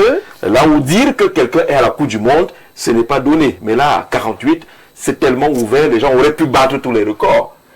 Oui, mais l'objectif, quand la FIFA ouvre comme ça, vous savez, la FIFA travaille beaucoup pour l'argent. On est d'accord pour l'argent. Voilà, donc ils ouvrent pour qu'il y ait plus d'argent. Mais maintenant, il y a plus d'argent, mais il y a du spectacle. Ouais. Quand vous avez regardé les matchs, aujourd'hui, le football va vite. Les équipes qui jouent à la baballe, là, tu fais une passe, tu attends, tu regardes les airs, ça ne marche pas. C'est devant. On marque des buts. Et donc, même si c'était à 32... Christophe Dugas, oui, mais la qualification semble facile, et la compétition devient de plus en plus difficile. Parce que de là, on parle parce que vous les 16e de finale pour les 8e, les 8e pour les quarts de finale, les quarts de finale, la République tchèque qui sont des grandes nations. Alors qu'avant, on partait de là pour les 8e de finale. Ouais. D'accord. Je crois que la compétition devient de plus en plus. Et ce serait encore plus dur. C'est ça.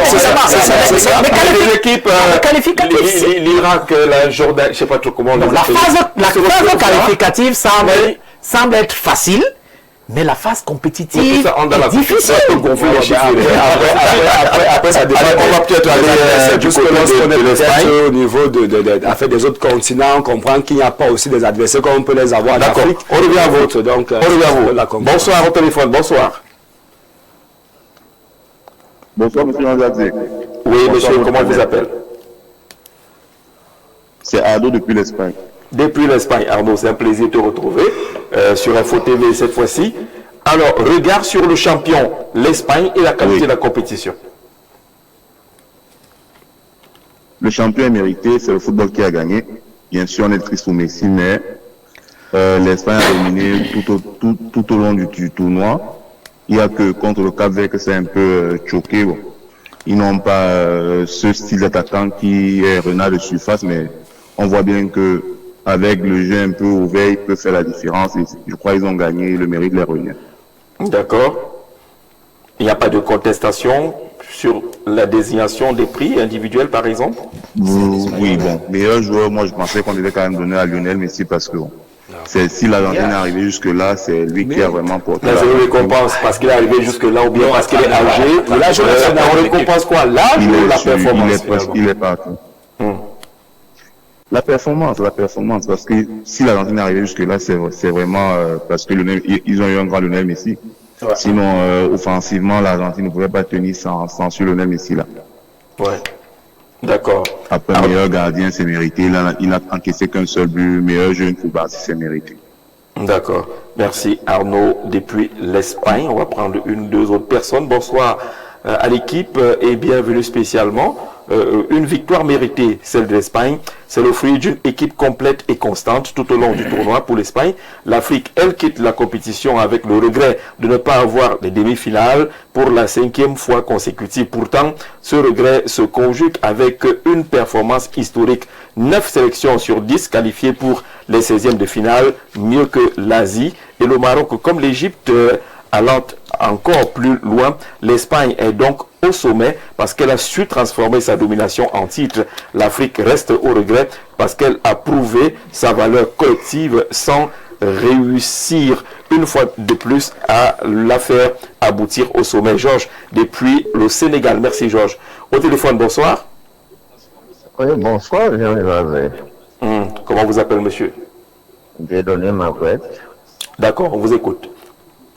Merci beaucoup, Jean-Jacques. Je salue les invités. Merci. Messi joue avec son âge. Nous, quand vous suivez nos âges, on connaît comment ça fonctionne chez nous. Messi joue avec son âge. Quand on dit qu'un Camerounais, je ne parle pas des autres Africains, il a 39 ans. Probablement, c'est autour de 45 ans. Mais si on voit ce qu'il fait pour un homme de 39 ans. D'accord. Vous voyez, Jean-Jacques, vous ne pouvez pas imaginer, moi, ces messieurs-là, il m'a... comment le qualifier? C'est un extraterrestre. C'est le meilleur joueur. Mais comme ils n'ont pas gagné, c'est le meilleur joueur de la Coupe du Monde. C'est pour ça qu'il connaissons comment ça se passe. vous gagnez, le meilleur joueur, c'est de votre côté. Et que nous, on doit arrêter nos querelles. Oui.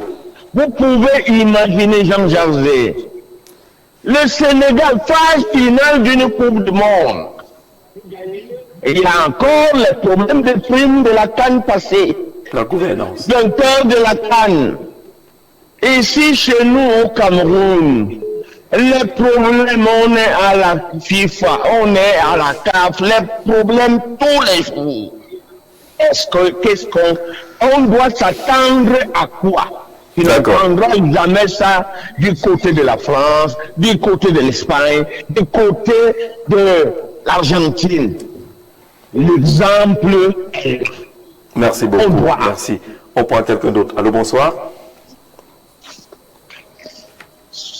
Oui, bonsoir Thomas. Bonsoir Jean-Jacques. Si bien toi, y compris l'illustre panel. Oui, bonsoir. Je voudrais commencer par dire que nous avions vécu une Coupe du Monde extra-sportive dans des faits divers de la politique internationale. Oui, ça aussi. Les équipes africaines ont montré une qualité approximative dans un manquement de structure tactico-technique de la gestion du temps. Vous allez voir que l'Espagne nous a montré une grande leçon de football dans un bloc soudé.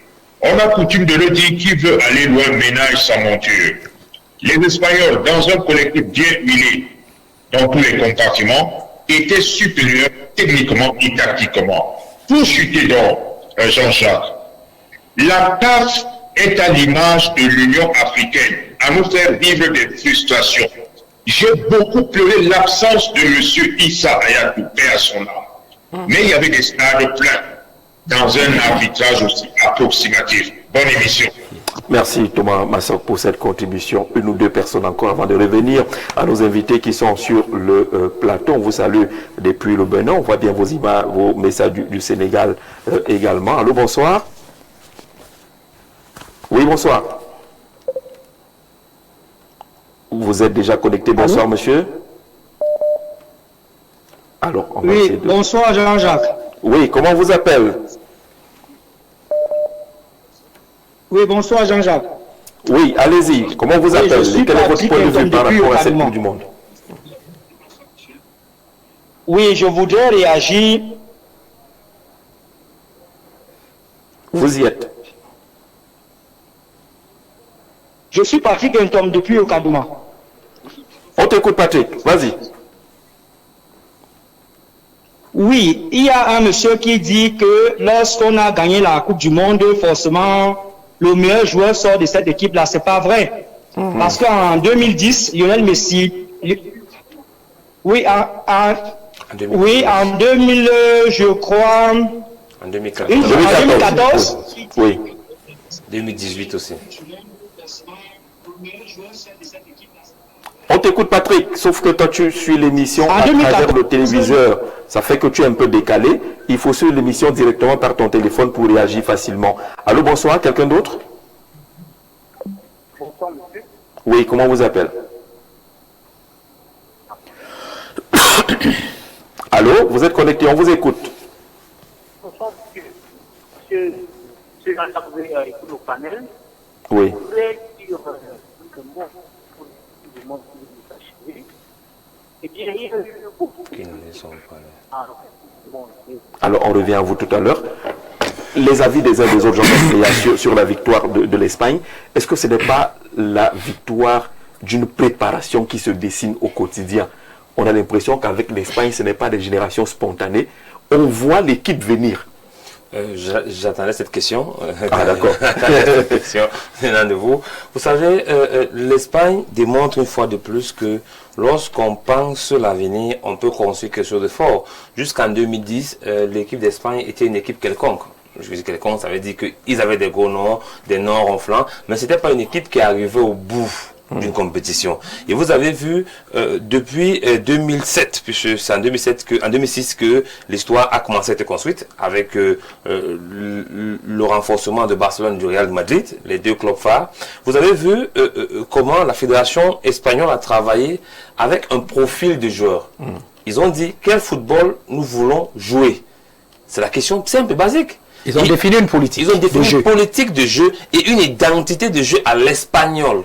Identité d'ailleurs qu'ils ont triché d'un pays comme le Pays-Bas, venant de Johan Cruyff. J'espère que la fédération espagnole va ériger une statue à Johan Cruyff parce que c'est lui qui a déporté le football total du côté de l'Espagne et l'Espagne a modélisé ce jeu. Ils ont dit quel type de joueurs avons-nous besoin. On était des années 2000. Aujourd'hui, nous sommes en 2026. Ça veut dire qu'un footballeur qui est né en 2000, à 26 ans aujourd'hui, et il gagne la Coupe du Monde. Je ne veux pas de Rodri, et évidemment, qui gagne la Coupe du Monde. Donc, du coup, vous voyez que l'Espagne a défini son style de jeu. Ils ont dit, voilà le type de jeu que nous voulons à chaque poste. Parce qu'à une époque, l'Espagne avait un problème, d'abord, de densité au niveau de la taille.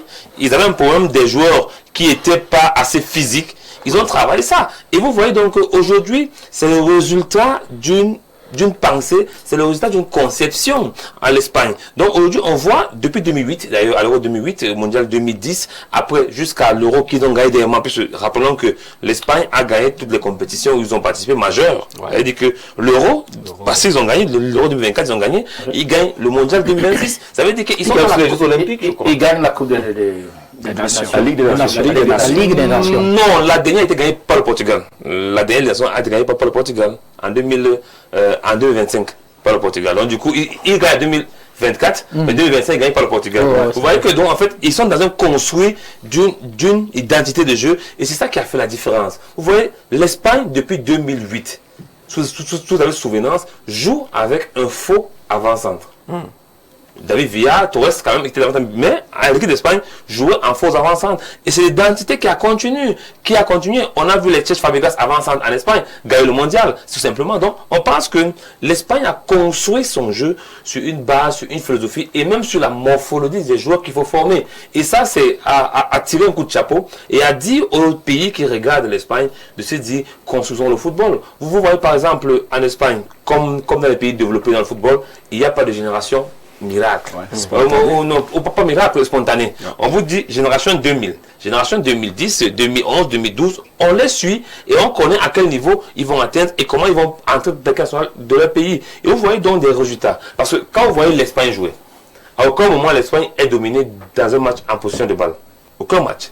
Qui croise la France, l'Argentine, n'importe quel pays, la Belgique, l'Espagne domine toujours en termes de position de jeu. Et vous vous demandez, mais comment font-ils pour dominer physiquement et tactiquement ces joueurs? Parce qu'ils attaquent en bloc et défendent en bloc. Et c'est le système conçu par Johan Cruyff, je vais revenir, ça veut dire que quand on perd le ballon, on part à 3 pour le récupérer, on récupère rapidement, on s'essouffle moins et on conserve le ballon. Regardez même à la finale hier dimanche, quand ils perdaient le ballon, ils venaient à 3, ils récupéraient, ils rentraient, ils reconstruisaient le jeu. Et c'est pour ça qu'ils ont également eu des difficultés avec le Cap Vert, parce que le Cap Vert également a mis en place le même système.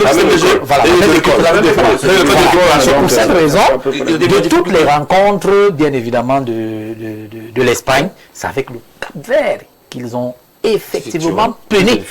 Donc, il faut comprendre que c'est un système, comme tu dis, et c'est la même école. C'est-à-dire, on va à 3, on va à l'escalier généralement, on appelle ça, on va à l'escalier pour récupérer le ballon et on a plus de chances pour le récupérer. Et ça devient quelque chose de difficile à contrer. On a vu, par exemple, tout le monde venir se casser la gueule. Vous savez, tout le monde s'est cassé la gueule, notamment la France. La France a été à la limite du ridicule face à l'Espagne. Donc, honnêtement, je ne sais pas comment ils ont travaillé ça, surtout sur le volet athlétique et physique. Moi, chapeau aux préparateurs physiques de l'équipe d'Espagne qui ont réussi à bonifier les muscles de leurs garçons pour être aussi teigneux et présents dans toutes les rencontres. Très peu de moments faibles dans un match, très peu de moments faibles dans une équipe. Il faut avouer que c'est du bon. Moi, je ne suis pas d'accord qu'en 2010, ils étaient un peu mollassons. Non, ils avaient des individualités en 2010. En qualité de technique professionnelle. Maintenant, il manquait peut-être ce travail-là qu'ils ont mis en place aujourd'hui, qui est physique et qui vient s'ajouter à tous ceux qui sont déjà comme bagage technique et tactique. Donc c'est vraiment une équipe qui fait. Moi, je pense que le choix du coach, la Fuente. Et je pense que cette équipe va en Coupe du Monde. On s'attend à un Pedri, maître du milieu du terrain. C'est pas Pedri, c'est Olmo. Voilà quelqu'un dont il faut parler. Incroyable. Olmo, c'est vraiment, c'est du Graal.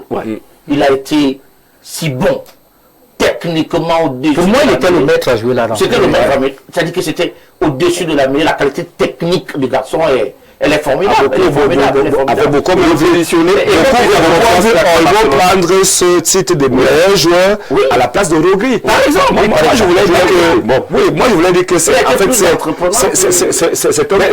c'est la construction. Mise en confiance par rapport à ce que Flick fait de lui à Barcelone. En fait, un peu Barcelone, c'est que Olmo est dans un type de contrat qui ne permet pas qu'il puisse jouer tous les matchs en fait. Ça, il faut qu'on explique ça en fait. Olmo a un problème au niveau de son contrat, il ne peut pas jouer tous les matchs du championnat, donc du coup parfois, qu'ils soient en forme ou pas, il est réservé simplement. Donc, moi je pense à une préparation vraiment, ça va vraiment penser des équipes européennes aujourd'hui. Vous avez remarqué, même l'Allemagne, il y a eu un moment, c'est des joueurs qui partent de la base jusqu'à un certain niveau. Et après, on commence à construire peut-être ailleurs. Puisque vous allez voir l'Espagne aujourd'hui, ce n'est plus seulement les Olmo qu'on voit aujourd'hui. Il y a déjà une vague qui arrive, qu'on est en train de préparer peut-être pour gagner la Coupe du Monde, on ne sait pas, 2030 quelque chose. Le temps que nous dormons ici. C'est pour ça que je parlais tout à l'heure, lorsque vous parliez de cette Espagne qui n'a pas gagné la Ligue des Nations, mais n'oublions pas que c'est l'Espagne qui joue la finale contre le Portugal. Ils font 2 buts partout et puis le Portugal bat l'Espagne au tir au but 5 contre 4. Ça veut dire que l'Espagne est restée pratiquement constante avec les mêmes joueurs que nous avons aujourd'hui. Ils sont peut-être des U10, U9 et autres aujourd'hui. On les voit les U23 et ils parviennent à gagner. Ça veut dire qu'à 26 ans, on est en train de voir qu'à 26 ans, vous êtes vieux, on vous écarte et puis on prend une nouvelle génération qui n'a pas de rupture. En 2010, c'est la maxime managériale. He who did not plan is planning to fail. Tu planifies pas, tu planifies pour jouer. Les gars, ils planifient sur 10 ans. Ils se disent, dans 10 ans, il faut qu'on gagne 3 trophées. Voilà comment on va procéder. C'est que les générations se suivent, se connaissent et elles arrivent à éclore, c'est tout. Ce n'est pas une génération spontanée où un matin vous avez préparé, quand je vois vos patins dans des magasins, c'est pas le Cameroun. C'est pas le Cameroun. On voit le nom. Réfléchissent à la base sur ce que le pays veut avoir comme football. En termes de qualité. Mais ça ajoute la philosophie. Même en Afrique, ça se le sent au Maroc. Même le Maroc, c'est pour cela que le Maroc, pour moi, je ne sais pas si on est déjà arrivé sur les... Nous y sommes, on ne peut pas reculer maintenant. Le Maroc, c'est un gâchis. Moi, je les avais vus avec leur manière de jouer 3 champions du monde. Une belle équipe. Quand j'ai regardé le match contre les Pays-Bas, je me suis dit, mais bon Dieu, ils battent le Pays-Bas, ils vont ramasser tout le monde. C'est pas ce qui s'est passé contre la France. Vous savez, les entraîneurs ont souvent des choix qui vous étonnent. Contre la France, je crois que le coach marocain n'a pas été très bon. Non, en fait, même si on n'a pas eu Saïbari, qui était juste pour le relancer, contre la France, effectivement, ça a été un problème physique. La France a beaucoup plus mis l'impact physique. Mais quand tu regardes la première mi-temps, bienvenue, tu as une équipe du Maroc qui marche pratiquement sur la France pendant la première mi-temps. Oui, tout à fait. Ils avaient quelqu'un de tranchant devant. Ils auraient dû marquer même 2 buts. Oui, effectivement, ils ont passé aux accords. On est donc d'accord que les équipes préparent des profils de joueurs. Mais bien sûr. Oui, effectivement. Une identité. Une identité de jeu. Dans le football moderne, tout est planifié. Aujourd'hui, le profil d'un joueur qui passe, même pour le vendre à l'étranger, il faut qu'il ait au moins 1m75, 80 au moins. Un peu la Norvège, quoi. Un peu comme la Norvège. Avec son avec des garçons trapus. Et là, il faut travailler plus. Il y a la politique, il y a la philosophie. On parlait tout à l'heure. Les pays africains, c'est un peu difficile parce que lorsque vous regardez le genre de centre de formation que nous avons, ce n'est pas la même chose en Europe. On est presque la 4e génération. Ce qui fait que lorsqu'on joue pas peut-être du Cameroun aujourd'hui, tu es obligé d'aller signer encore avec une académie là-bas. On dit que bon, tu as été formé peut-être par Marseille, ou vous venez de Piment, de Bayangam et autres. C'est-à-dire qu'on n'est pas dans les mêmes générations. Les standards ne sont pas encore les mêmes. Donc c'est ce qui fait on peut pas avoir les générations qui viennent des U9, c'est la même génération qui va peut-être finir avec les 26 ans aujourd'hui. Il y aura toujours la on fait pas de suivi. Il y a une césure à un moment donné où vous avez des garçons qui on cherche aussi c'est pratiquement ça. On cherche les joueurs accomplis, alors qu'il y a une génération de joueurs que lorsque vous les voyez dans les catégories inférieures, ils vont ensemble et puis au moins ils disparaissent. Ils disparaissent parce qu'il n'y a pas une véritable politique déjà dans la vente des joueurs, dans le profil professionnel des joueurs. Oui, nous avons... On ne sait pas où ils disparaissent. Il y a des garçons qui se retrouvent dans les championnats à jouer pratiquement dans les jardins de certains propriétaires de clubs. Il y a aussi un véritable problème de suivi dont vous posez. C'est parce qu'aujourd'hui, on n'a plus la même philosophie comme on l'avait avant. Avant, vous voyez, des jeunes comme Ditap, des jeunes comme Pierre Oumeline, qui sont partis des cadets, qui ont évolué jusqu'à l'équipe A, des Lions qui sont sortis de la même école de football. Ouais. On peut en compter comme ça 7 ou 8 qui se retrouvaient dans la même catégorisation au fur et à mesure. Mais aujourd'hui, on n'a plus cette politique. Peut-être parce que les brasseries aussi, à un moment donné, ils ont chuté dans n'est-ce pas, la politique. Ils ont lâché un tout petit peu. La KSA. Voilà, la KSA également. Ces écoles de football aussi qui étaient vraiment à l'origine des victoires des Lions indomptables dans le futur. Parce qu'on sait quand même que lorsque la KSA, on se retrouvait à la KSA, on se retrouvait aux brasseries du Cameroun. Mais l'État, à un moment donné, a pensé à la NAFOOT. C'est-à-dire que peut-être qu'avec une marmite comme celle-là, on peut préparer facilement des même la NAFOOT aujourd'hui de parler a fait ce travail de traçabilité. Où sont les flux de la NAFOOT sont vendus dans le même championnat du Cameroun. Moi, j'ai eu il y a 3 ans consécutivement avec le descente de Gourou, les flux. Ils sont déjà là. De la NAFOOT. Ils sont déjà là. Plusieurs. Même cette année, j'avais encore le défenseur central de la NAFOOT. Avec efficacité et bonheur au championnat national. Il y en a 2 ou 3 qui commencent à toquer véritablement l'équipe première. Ça veut simplement dire qu'on a... Mais ça fait combien d'années on a la NAFOOT? Oui, mais parce qu'on ne trouve pas des fruits à NAFOOT. J'étais aux travaux comment on appelle les états généraux du football quand on créait la NAFOOT. On a créé la NAFOOT sans les infrastructures. C'est où je voulais en venir. C'est un problème. On a créé l'institution sans lui donner de l'espace pour... L'espace. C'est comme on crée dans les villages. Voilà, c'est en ce moment que la NAFOOT est en train de développer ces infrastructures. La NAFOOT, ça fait combien d'années? Une vingtaine d'années. Une vingtaine d'années pratiquement. C'est un problème, c'est un souci. Donc il faut planifier. On ne crée pas une institution pour qu'elle aille travailler dans le vide. Il faut lui donner un espace, des moyens, des infrastructures. Or, la NAFOOT n'en a pas, elle est obligée d'emprunter à gauche, à droite, un peu au stade de Misport. On est à la bricole, La politique de la NAFOOT, c'est qu'après la formation, elle est obligée d'aller chercher des espaces de visibilité dans les clubs d'élite. Soit en 2e division régionale, il y a des pépites, ou en première division. Oui, il y a des placements de joueurs. Oui, effectivement. Donc, on la voit là-bas pour un suivi. Maintenant, après, par exemple, cette année, moi, j'ai eu l'un des défenseurs centraux de la NAFOOT, Onian, qui a joué à la défense centrale de Renaissance Ngoumou, un jeune, mais alors très athlétique, très engagé, volontaire et autres. C'est des jeunes qu'on doit effectivement. Rapidement sur la NAFOOT, mais on va revenir sur l'identité du jeu. On a cru que le Cameroun avait à son identité qu'on appelle le MLE.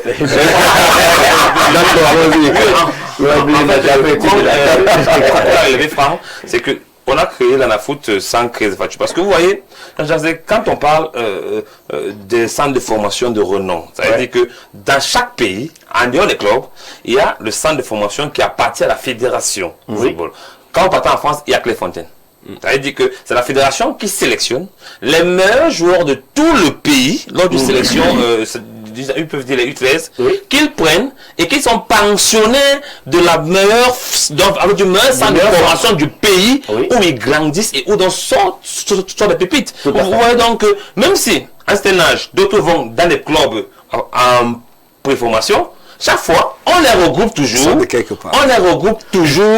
fait jouer, et c'est eux donc qui ont participé au U17, U18, U19, U20, et ils vont monter ensemble, voir un peu. Donc je pense que la NAFOOT travaille déjà bien, ça il faut dire, parce qu'aujourd'hui, ils placent des joueurs dans le championnat camerounais, et qui rehaussent un peu le niveau championnat camerounais, mais je pense qu'on doit doter à la NAFOOT des infrastructures similaire, ou pas peut-être au niveau de la France, mais quand même au niveau des pays comme la Tunisie, l'Afrique du Sud quand même. Il y a le centre d'excellence qui voilà, il n'y a pas on ne devrait pas ça la faire. On a des espaces, c'est-à-dire on a des terrains. On peut les construire, il y a des moyens. On peut trouver des moyens. Mais tous les grands équipes dans les stades maintenant dans leur possession. Voilà, donc on peut construire. Le problème c'est qu'on comme à Bangofit. On fait un train de brisoler dans la course dans quelques jours. Mais qui a également un centre de formation en football. En football, voilà. Il y a une académie à Bangofit. Si un individu, comme le ministre les peut avoir ces infrastructures-là, ça veut simplement dire qu'un pays peut l'avoir facilement. Le problème, c'est qu'on a mal pensé. Maintenant, il faut corriger rapidement pour qu'on ait ce que Jean-Jacques dit. C'est-à-dire qu'il faut que les garçons soient dans le même environnement, qu'ils grandissent et qu'on ait des compétitions surtout. Les autres en Europe, ils jouent les compétitions des U14. Vous avez les champions du monde des U14, des U17, des U20, etc. etc. Nous, on n'a pas encore ça. Même au niveau de l'Afrique centrale, on n'a pas. On a un peu l'UNIFAC là de temps en temps, mais c'est très faible. Donc il faut avoir cette compétition-là où les garçons affrontent les autres tout le temps. Et puis, ils vont donc grandir et puis ça va s'écrimer. Les meilleurs vont rester à l'équipe première. On n'a pas ce genre d'organisation. Il faut penser l'organisation. On ne réussira pas en comptant sur des générations éparses. Non, c'est très difficile. On repère quelqu'un en Hongrie, on repère quelqu'un... C'est très difficile, il faut... Et puis il faut quelqu'un sort par la mer, il revient... Véritable au niveau des entraîneurs. Oui. On a un problème sur ce plan-là. On prend des gens qui peuvent... Vous savez, jouer une demi-finale ou un huitième de finale de Coupe du Monde, c'est pas n'importe quoi. Vous avez vu le Cameroun à la contre le Maroc?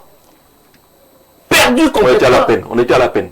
C'est parce que sur le plan de la lecture tactique, et Glavy, qui est là, étouffe complètement ce que Pago peut penser. Je ne l'insulte pas, c'est quelqu'un qui travaille bien. Mais il étouffe pratiquement ce que tu fais.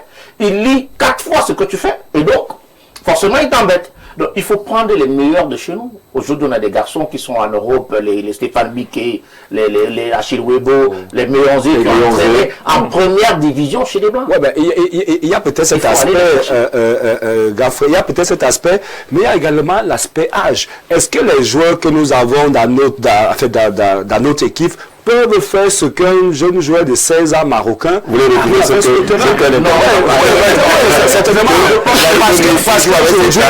dans la génération de ces 20 dernières années, on a quand même des garçons... Ouais, mais il ne peut pas parler comme l'espagnol qu'on a vu hier. C'est compliqué. C'est pour cela que quand c'est traçable comme chez eux, on voit une photo, on voit Benzema, la même génération. Je crois que vous avez trouvé le réel problème de l'équipe nationale il y a quelques instants. C'est un problème de connaissance des joueurs. Des joueurs qui partent des horizons divers, on prend l'autre là-bas au championnat, on prend l'autre là-bas en France, on prend l'autre là-bas, qui ne se connaissent ni d'Adam, ni des... On a les faux qui n'ont même pas grandi au Cameroun. Donc à partir de cet instant, dites-vous bien que on ne va pas se reconnaître dans une compétition, encore dans un match de foot. Parce que c'est le cas du Sénégal. Parce que les 2 semaines les joueurs sénégalais de mise au vert, comme ils sont classables, oui. Voilà. Et tout ça, ils sont très les joueurs sénégalais sont classables. Par exemple. On sait qu'ils étaient là, ils ont participé à des tournois de U16 avec des recruteurs européens qui sont venus. C'est Génération Foot, des initiatives comme ça. Alors, on n'a pas ça. On va vous permettre encore d'intervenir pendant 5 minutes au téléphone, soyez bref. Bonsoir Jean-Jacques Zé. La FIFA doit sortir de cette logique qui voudrait que le meilleur joueur doit automatiquement sortir de l'équipe vainqueur de la Coupe du Monde, ce qu'on a démenti tout à l'heure, ce n'est pas automatique.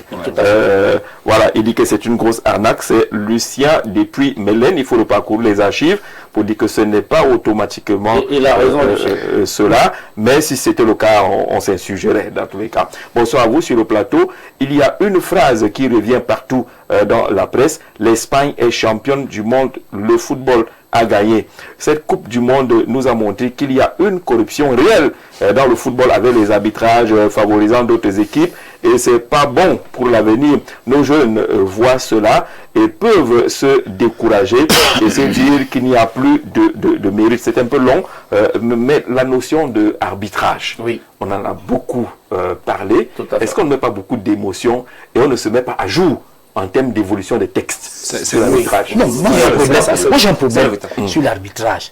À un moment donné, on nous a miroité que la vidéo, la VAR, à un moment donné, était cet appareil qui corrigeait les erreurs des arbitres. Non, il ne corrige pas. Mais au fil des temps, Il assiste. j'en viens. Il assiste. J'en viens. Mais au début, je suis d'accord avec toi. Mais ça, c'est dans un C'était une second méprise temps. en termes de Mais langage.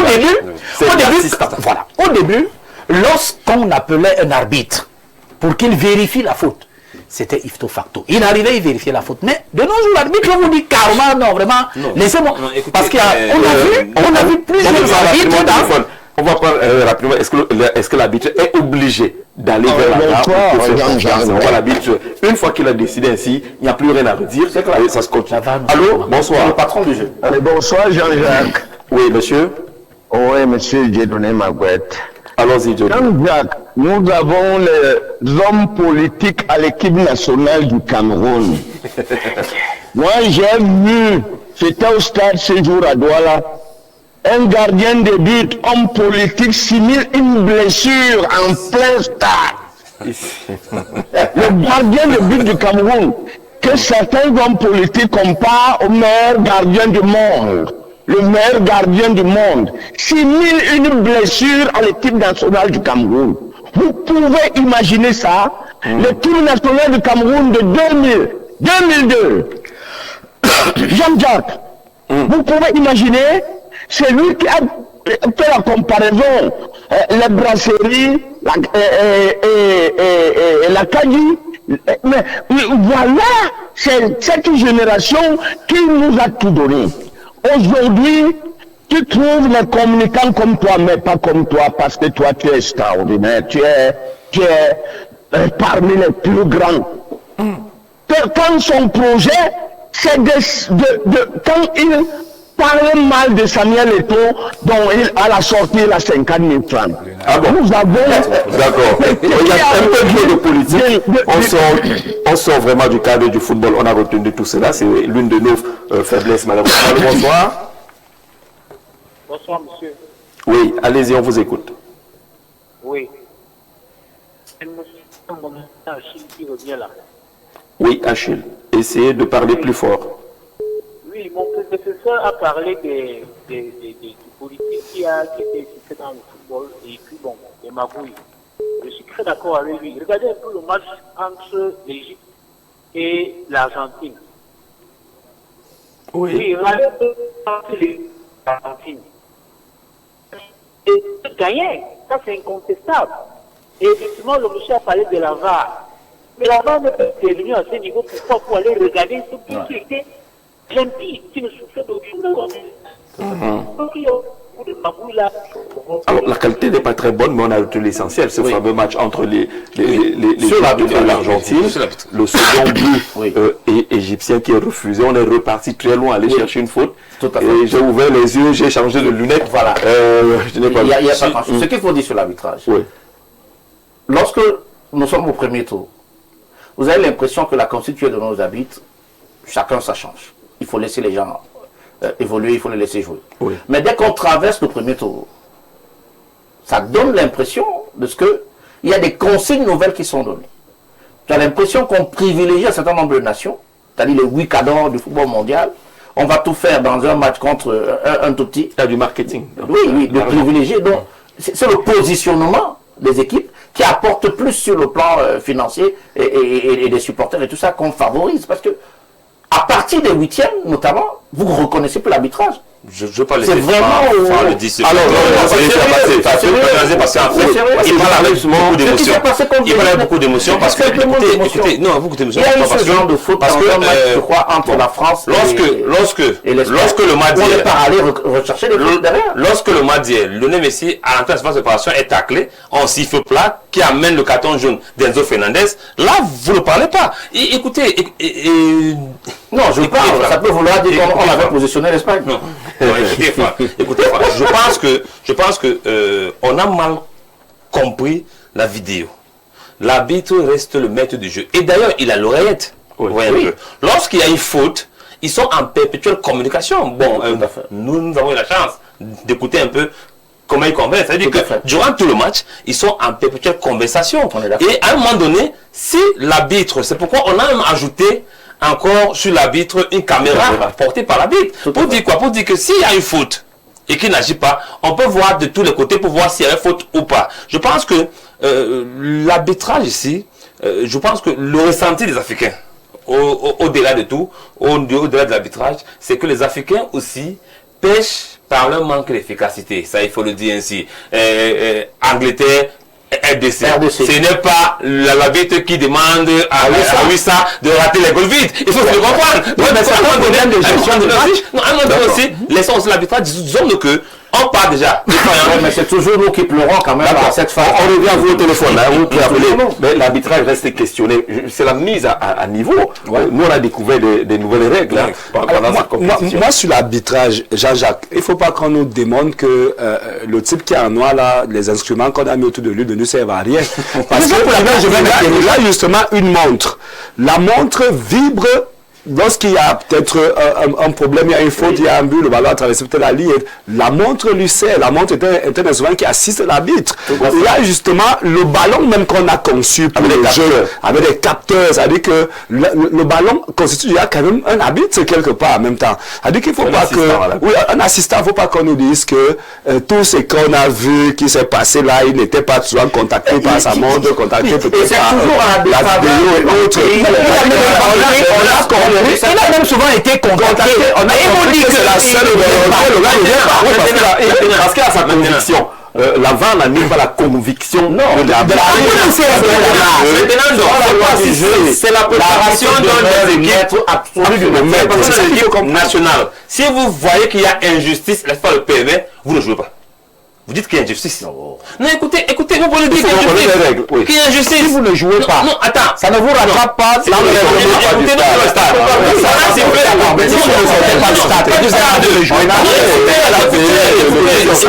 Vous faites une réclamation et vous dites qu'il y a vérifié. On vérifie. Par exemple, vous parlez du but de l'un Messi, je crois, face à l'Égypte, où il fait le centre, on marque. On dit qu'il est hors jeu. Ouais, c'est ça. Mais effectivement, quand on voit les angles, on peut douter. À ce moment donné, les Égyptiens peuvent demander la vérification à l'arbitre. D'accord. C'est un but. Allô, bonsoir. Bonsoir. Bonsoir, monsieur Jean-Jacques. Oui, monsieur, bienvenue, on vous écoute.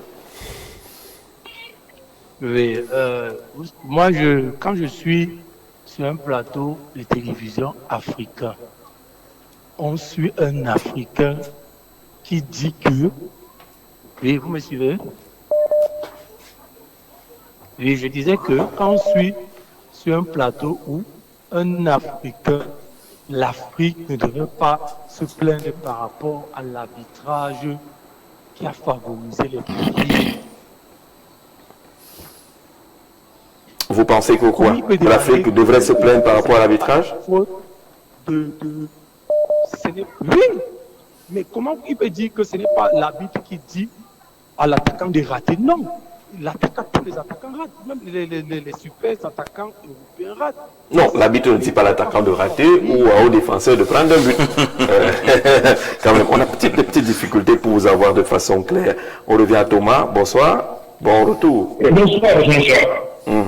Concernant nos arbitres africains, je me rends compte que... On t'écoute. Je me rends compte qu'une continue à utiliser nos arbitres africains.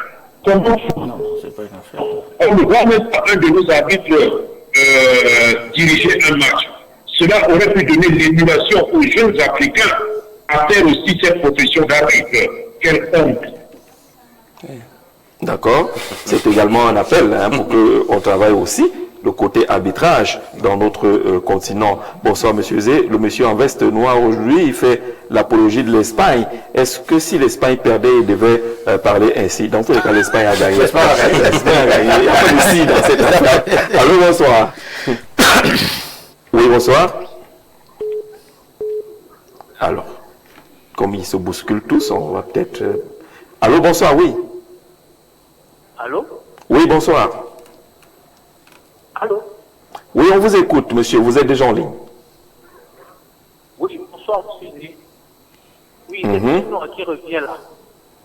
Je voulais maintenant parler des équipes africaines. Les équipes africaines oui, les équipes africaines ont un souci. Ils n'arrivent pas à gérer le temps et gérer la chose. Vous allez voir toutes les équipes africaines. D'accord. c'est un peu compliqué avec cette ligne qui est saturée. C'est parce que les uns montent sur les autres qu'on a ce problème-là. Alors, il est sur cette question de gestion des matchs par les équipes africaines. On a vu la fameuse 86e minute qui a commencé à nous faire peur. On a les déclarations de l'entraîneur belge qui a dit que ces équipes-là se déstructurent. On les connaît déjà. Ils finissent par se déstructurer à la fin. Mais comment gérer ce genre de problème si ça en est un? Non, il faut être moins émotif. Ouais. Il faut être moins émotif. Vous avez le match Sénégal-Belgique. Sur le terrain, tu as Sadio Mané, tu as Gueye, tu as Koulibaly, tu as le gardien, Mendy. Enfin, pas Mendy qui a joué ce match-là. Mais tu as tous ces joueurs-là qui ont une certaine bouteille. Ils ont du vécu sportif. 86e minute, tu mènes 2-0. D'accord, l'histoire du football veut que le score de 2-0 est très difficile, à préserver. Mais tu as ça et tu as en face la Belgique. La Belgique vient de faire entrer Lukaku, qui est quelqu'un qui a de la taille, du gabarit, et donc qui bouscule tes défenseurs. À quoi ça sert d'aller à une offensive à outrance en ce moment-là, alors qu'il faut gérer? Et quand tu vas à l'offensive à outrance, tu n'es pas droit. Parce qu'il y a eu au moins 3 ballons de but net qui devaient faire le 5-0. Le Sénégal a vendangé. Et puis il a continué à vouloir rêver de jouer comme si l'Argentine et la Belgique et le Qatar. Non, il faut faire attention. Donc on n'arrive pas à gérer, on est émotif. Dès qu'on mène une nation dite grande 2-0, on se regarde à la télé. On imagine ce qu'on est en train de penser. On pense au pays, c'est très beau. Non. Le football, c'est sérieux. De la première à la dernière minute, il peut y avoir des moments de faiblesse. Personne ne joue un match à 100% plein. Il y a des moments de faiblesse, mais là, on est vraiment dans le manque de savoir-faire. Et tous les coachs, même s'ils viennent de l'Europe, j'ai l'impression que quand ils arrivent en Afrique, ils ont la même maladie. On s'est fait éliminer toutes ces nations, la Côte d'Ivoire, RDC, Sénégal, Égypte, Cap-Vert, Maroc. Même Maroc. Tu as l'impression qu'on a la même maladie. Je pensais qu'au moins le Maroc s'était estipé par le professionnalisme qu'il offre aujourd'hui. Mais même là-bas, on ne comprend pas ce qui se passe. On n'arrive pas à gérer pleinement les matchs. Il faut rester concentré. Un but peut arriver, mais pas deux. On remonte tout ça. Et puis, on était sur ton plateau ici quand on suivait le match Égypte-Argentine. Mais nom de Dieu. Moi, j'ai posé les mains sur la tête. Jean-Jacques nous annonce 1-0. Après, nous annonce 2-0. Et moi, de dire à la 72e minute, si on est 2-0, je lui dis, j'espère qu'on n'aura pas le syndrome africain. Patatras, ça finit, on a perdu. Donc, il faut travailler. Il faut être sérieux. Mener l'Argentine 2-0 ne doit pas être pris aujourd'hui comme quelque chose d'extraordinaire. C'est normal. Nos garçons jouent dans les mêmes conditions avec ces gars-là pendant les championnats européens, Champions League et autres. Pourquoi, lorsqu'on arrive en compétition, ils ont autant de respect de leurs coéquipiers de l'autre côté? Il faut quand même changer ça. Donc, il y a un problème mental. Lorsque nous regardons les matchs de ces championnats et autres, tout le monde, on le sait, les parieurs le savent même plus que nous, ils savent ce qu'on appelle money time. Money time. On doit savoir que à partir de la 80e minute là, voilà comment on doit se comporter. Mais ça nous échappe, Jean-Jacques Béat. Ça nous échappe parce que, Jean Jazet, je vais vous dire qu'il n'y a pas d'adéquation entre les entraîneurs et les sportifs que nous avons. C'est un véritable problème, vous voyez, Jean Jazet. Parce que lorsque on vous dit que il faut former nos entraîneurs ou prendre nos meilleurs entraîneurs. Il faut préciser, prendre nos meilleurs entraîneurs pour entraîner nos sélections nationales et non mettre les entraîneurs par complaisance. Voilà. Cela joue énormément. Et avoir un staff qui connaît le très haut niveau. Parce que quand vous voyez comment les équipes africaines ont perdu leur 4e match de poule, pour moi j'appelle les 6e finales le 4e match de poule. Pour moi c'est ça. Oui, leur 4e match de poule. Parce qu'ils ont péché d'abord par la préparation mentale. Ça veut dire que lorsque une équipe africaine traverse le second tour, pour elle c'est la fête, c'est la joie et tout. Elle a fait son niveau. Voilà. Et vous voyez donc aussi la malice de la FIFA. Parce que ça aussi je vais venir vers ça.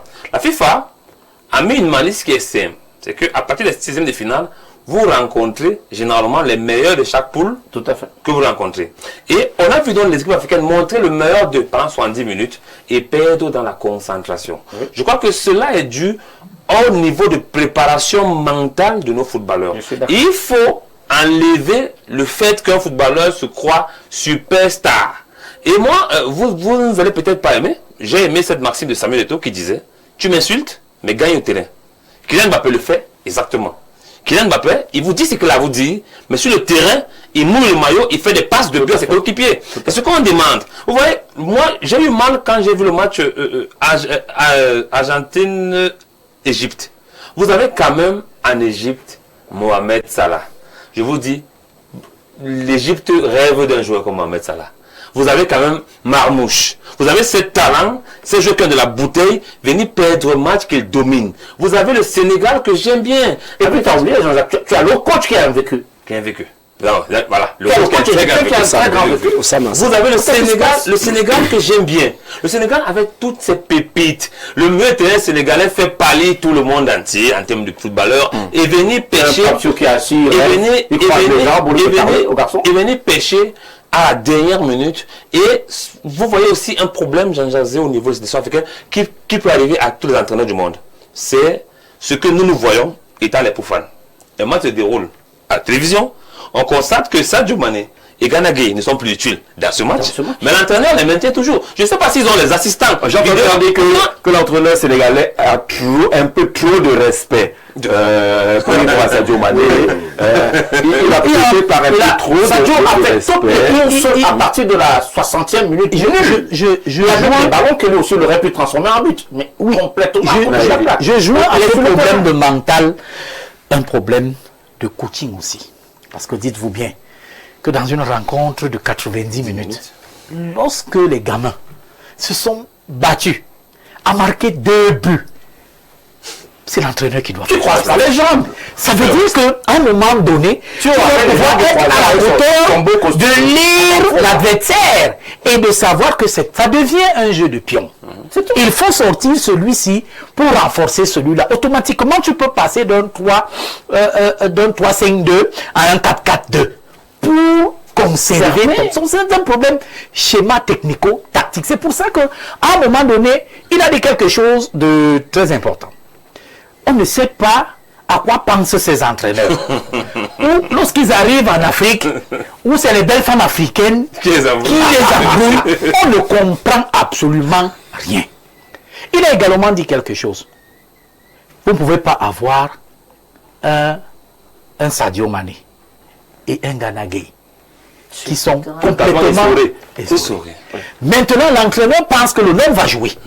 Parce que l'entraîneur aussi, à un moment donné, il s'est dit que en sortant Gana Gueye ou alors en sortant comment tu l'appelles, Sadio Mané, on va le juger. Non, ça pas même le juger. Ça peut faire que le bloc qui avait peur qu'à tout moment un Sadio Mané peut créer quelque chose va monter au niveau de la médiane. Et ça va créer un surnombre. Malheureusement, ils n'ont pas vu que les joueurs qui sortent du banc pendant cette Coupe du Monde ont été décisifs. Très décisifs. Par exemple, dans toutes les équipes, par exemple, nous allons le banc de touche, espagnol, il nous l'a prouvé, et que oui, mais sauf qu'en Afrique, ce n'est pas, c'est pas toujours ça. Pourquoi est-ce que ça doit bien être ça? De l'autre côté, on voit bien que le banc de touche n'est pas différent de ceux qui sont sur le terrain, mais en Afrique, on manque de talent. Moi, je le dis encore, on peut dire peut-être on peut dire qu'il manque, exactement, on peut dire qu'il manque la vision de l'entraîneur quelque part, oui, parce que c'est des gars aussi qu'on veut, on se dit que oui, c'est nos frères aujourd'hui qui doivent prendre les bandes de touche et tout. Maintenant, il y a un problème de formation. Il faut qu'à l'approche d'une grande compétition, qu'ils aillent aussi de l'autre côté apprendre comment est-ce qu'ils font là-bas. Parce que me dit, quelqu'un disait sur un plateau ici à Info TV que certainement lorsqu'ils sont en formation, les blagues là ne leur montrent pas tout. Il y a des choses qui cachent, parce qu'ils ne leur montrent pas tout. Quand je dis, ça peut dire aujourd'hui qu'on connaît le problème de ces gars. Oui, parce que quand ils sont là-bas, il y a des on est émotif. C'est tout le problème, on est émotif. C'est-à-dire quand tu mènes l'Angleterre 2-0, tu es le Cameroun ou tu es le Cap-Vert, tu te dis, on alléluia, je mène 2-0. Mais c'est pas ça. Parce que 2-0 n'est beau que qu'à la fin du match, tu t'as gagné. On a aussi les joueurs. L'esprit aime le tu me belges, il croise les pieds. Pendant que son équipe est en train de défaucher complètement, il croise les jambes. On ne croise pas, tu gueules. Alors, c'est joueur joue dans 90 minutes et même peut-être plus. Ils tiennent jusqu'à la fin. Sénégal, on a quand même l'impression que l'Afrique s'est fait beaucoup de mal elle-même. Donc, Oui, mais vous ne fallait pas trop naturaliser là.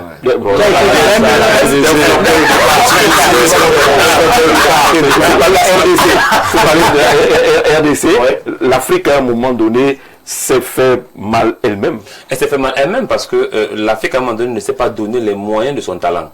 Parce qu'il faut dire que, je disais un jour que en Afrique, les Africains ont peur de ce qu'ils peuvent représenter. Ça veut dire qu'un Africain qui est talentueux, il entre au stade, il dribble 3 joueurs, il marque, il s'effraie. Oui. Il dit, attends, C'est moi j'ai qui fait ai fait l'action. Mais parce que je me demande comment vous pouvez jouer dans le même club qu'un Européen. En Europe, vous êtes titulaire, il est au banc de touche, en Europe. Vous revenez en Coupe du Monde. Vous êtes dans 2 équipes différentes. Tu le vois comme Crésus. Tu dis, attends. Dans ces conditions, il nous faut des Samuel Eto'o qui ont ce mental, à tout équipe. Quand il commence mon projet, il dit, il nous faut aller chercher nos meilleurs entraîneurs. Des entraîneurs qui ont entraîné des équipes de première division de haut niveau européennes. N'oublions pas aussi qu'on vend nos meilleurs joueurs. Parce que même ceux qu'on appelle européens, ce sont les Africains qui sont les Nico Williams. Je crois qu'il est ghanéen. Mais Nico Williams,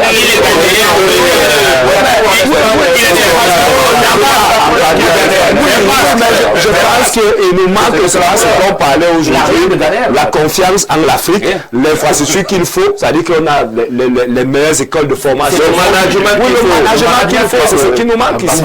Le Sénégal a pêché avec les questions de management. Les joueurs vont là-bas alors qu'on siffle encore dans leurs oreilles.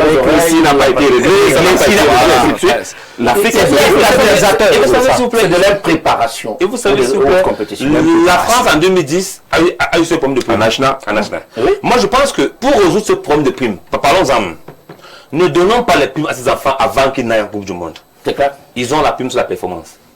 Mes chers amis, il faut redéfinir la notion de prime. Le premier tour, vous avez 10 millions. Vous gagnez au 16e, vous avez 10 millions. Vous gagnez en pas palier. Et la prime de participation. La prime de participation. Donc ils en font souvent tout un problème. C'est parce que c'est nous qui avons fait cela un problème. On doit dire à ces gamins, vous partez jouer pour gagner et gagner de l'argent. Vous ne gagnez pas de l'argent avant de partir jouer. C'est ça le véritable problème. C'est qu'un gars qui part en Coupe du Monde avec déjà 50 millions en poche. On a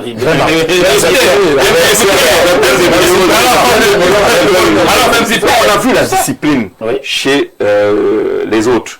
Ouais, quand Messi arrive quelque part, les autres affichent le respect, qui le mettent à l'aise. Chez nous encore en Afrique, on a encore les amis du coach. Les amis du président, les amis du ministre. Les amis du ministre. C'est pour ça que quelqu'un a parlé du politique qui s'est mixé dans les affaires. Et c'est ça le ventre mou de nos équipes en Afrique. Parce que le politique a l'impression que il doit être à tout prix le Manitou.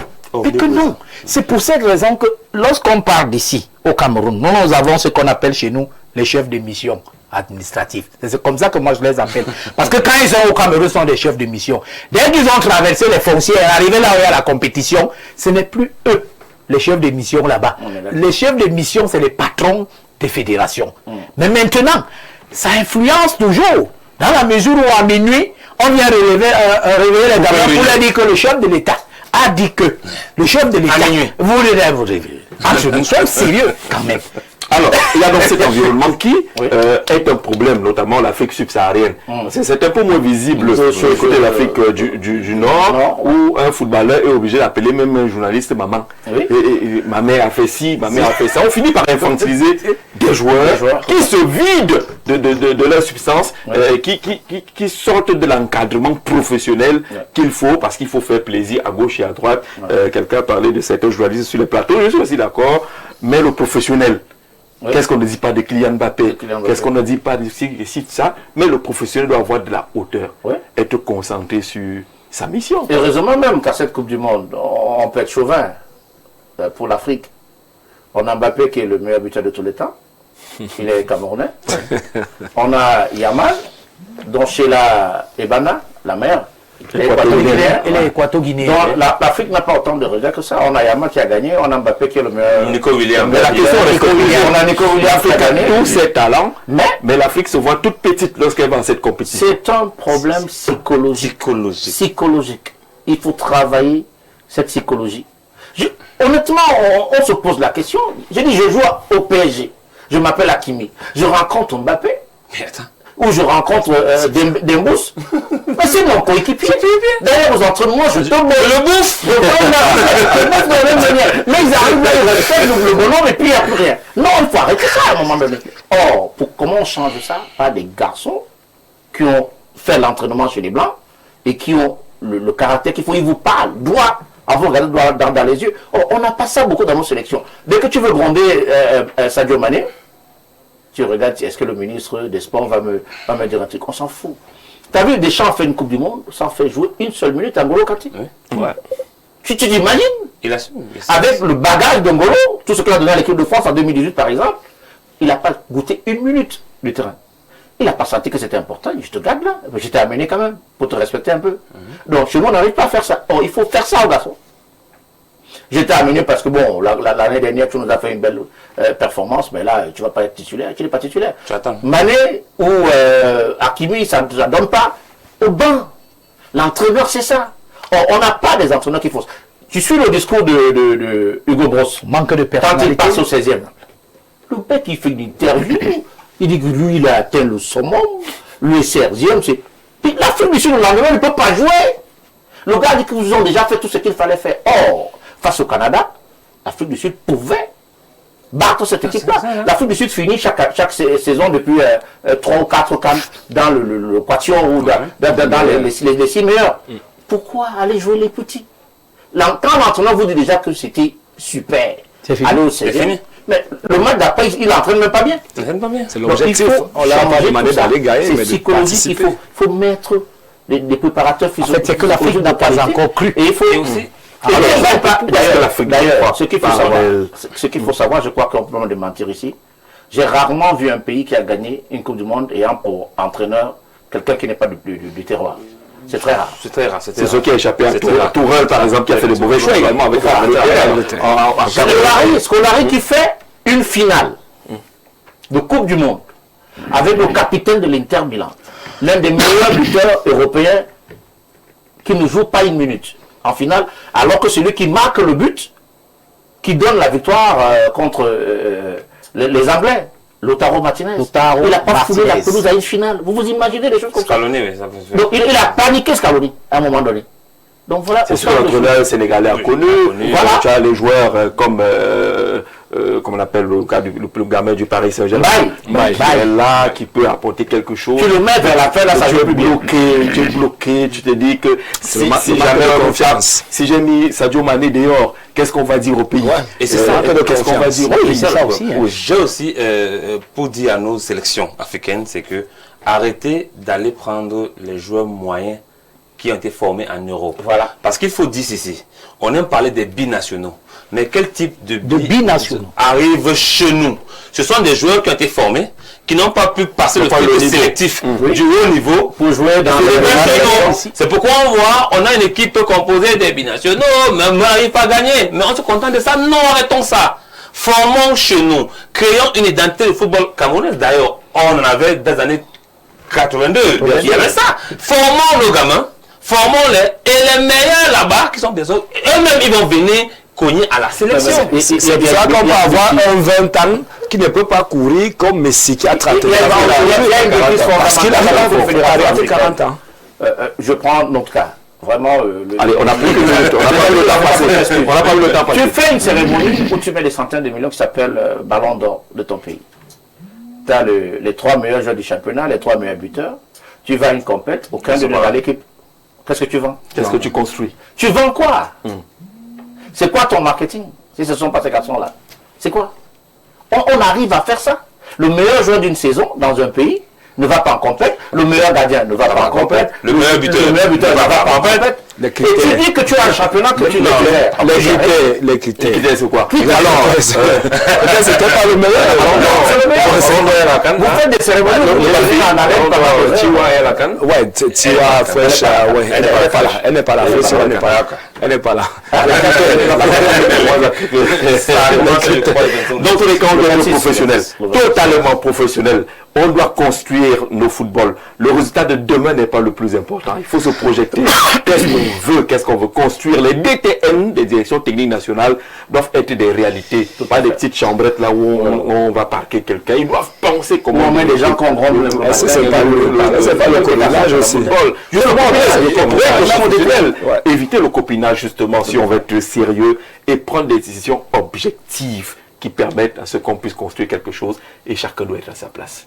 Mais on n'a pas arrangé totalement. Vous avez la Turquie n'a pas pu aller au second tour. Vous avez la République tchèque et tout ça. Donc, nous, on a quand même eu, même dans cette formule-là. C'est les fautes de guerre. On reviendra à ça. Pourquoi et puis on a eu 8e et puis bon. Pourquoi chez nous c'est Nous sommes restés en décembre. Nous avons déjà joué les demi-finales du monde. On avait pensé qu'il fallait quand même aller jusqu'à la finale. On a un petit peu reculé. Merci d'être venu, messieurs. On espère qu'Étienne et les autres vont poursuivre avec ces différentes lectures de cette Coupe du Monde de football. Il y a encore beaucoup d'angles à explorer pour qu'on comprenne bien que l'Afrique tire la leçon de cette compétition. Et parallèlement, il y a la Coupe d'Afrique des Nations pour les femmes qui va commencer également. Le Cameroun est de ce côté-là. Le Cameroun est là-bas. Le péché. Le Cameroun est là-bas. Les péchés sont souvent dangereux.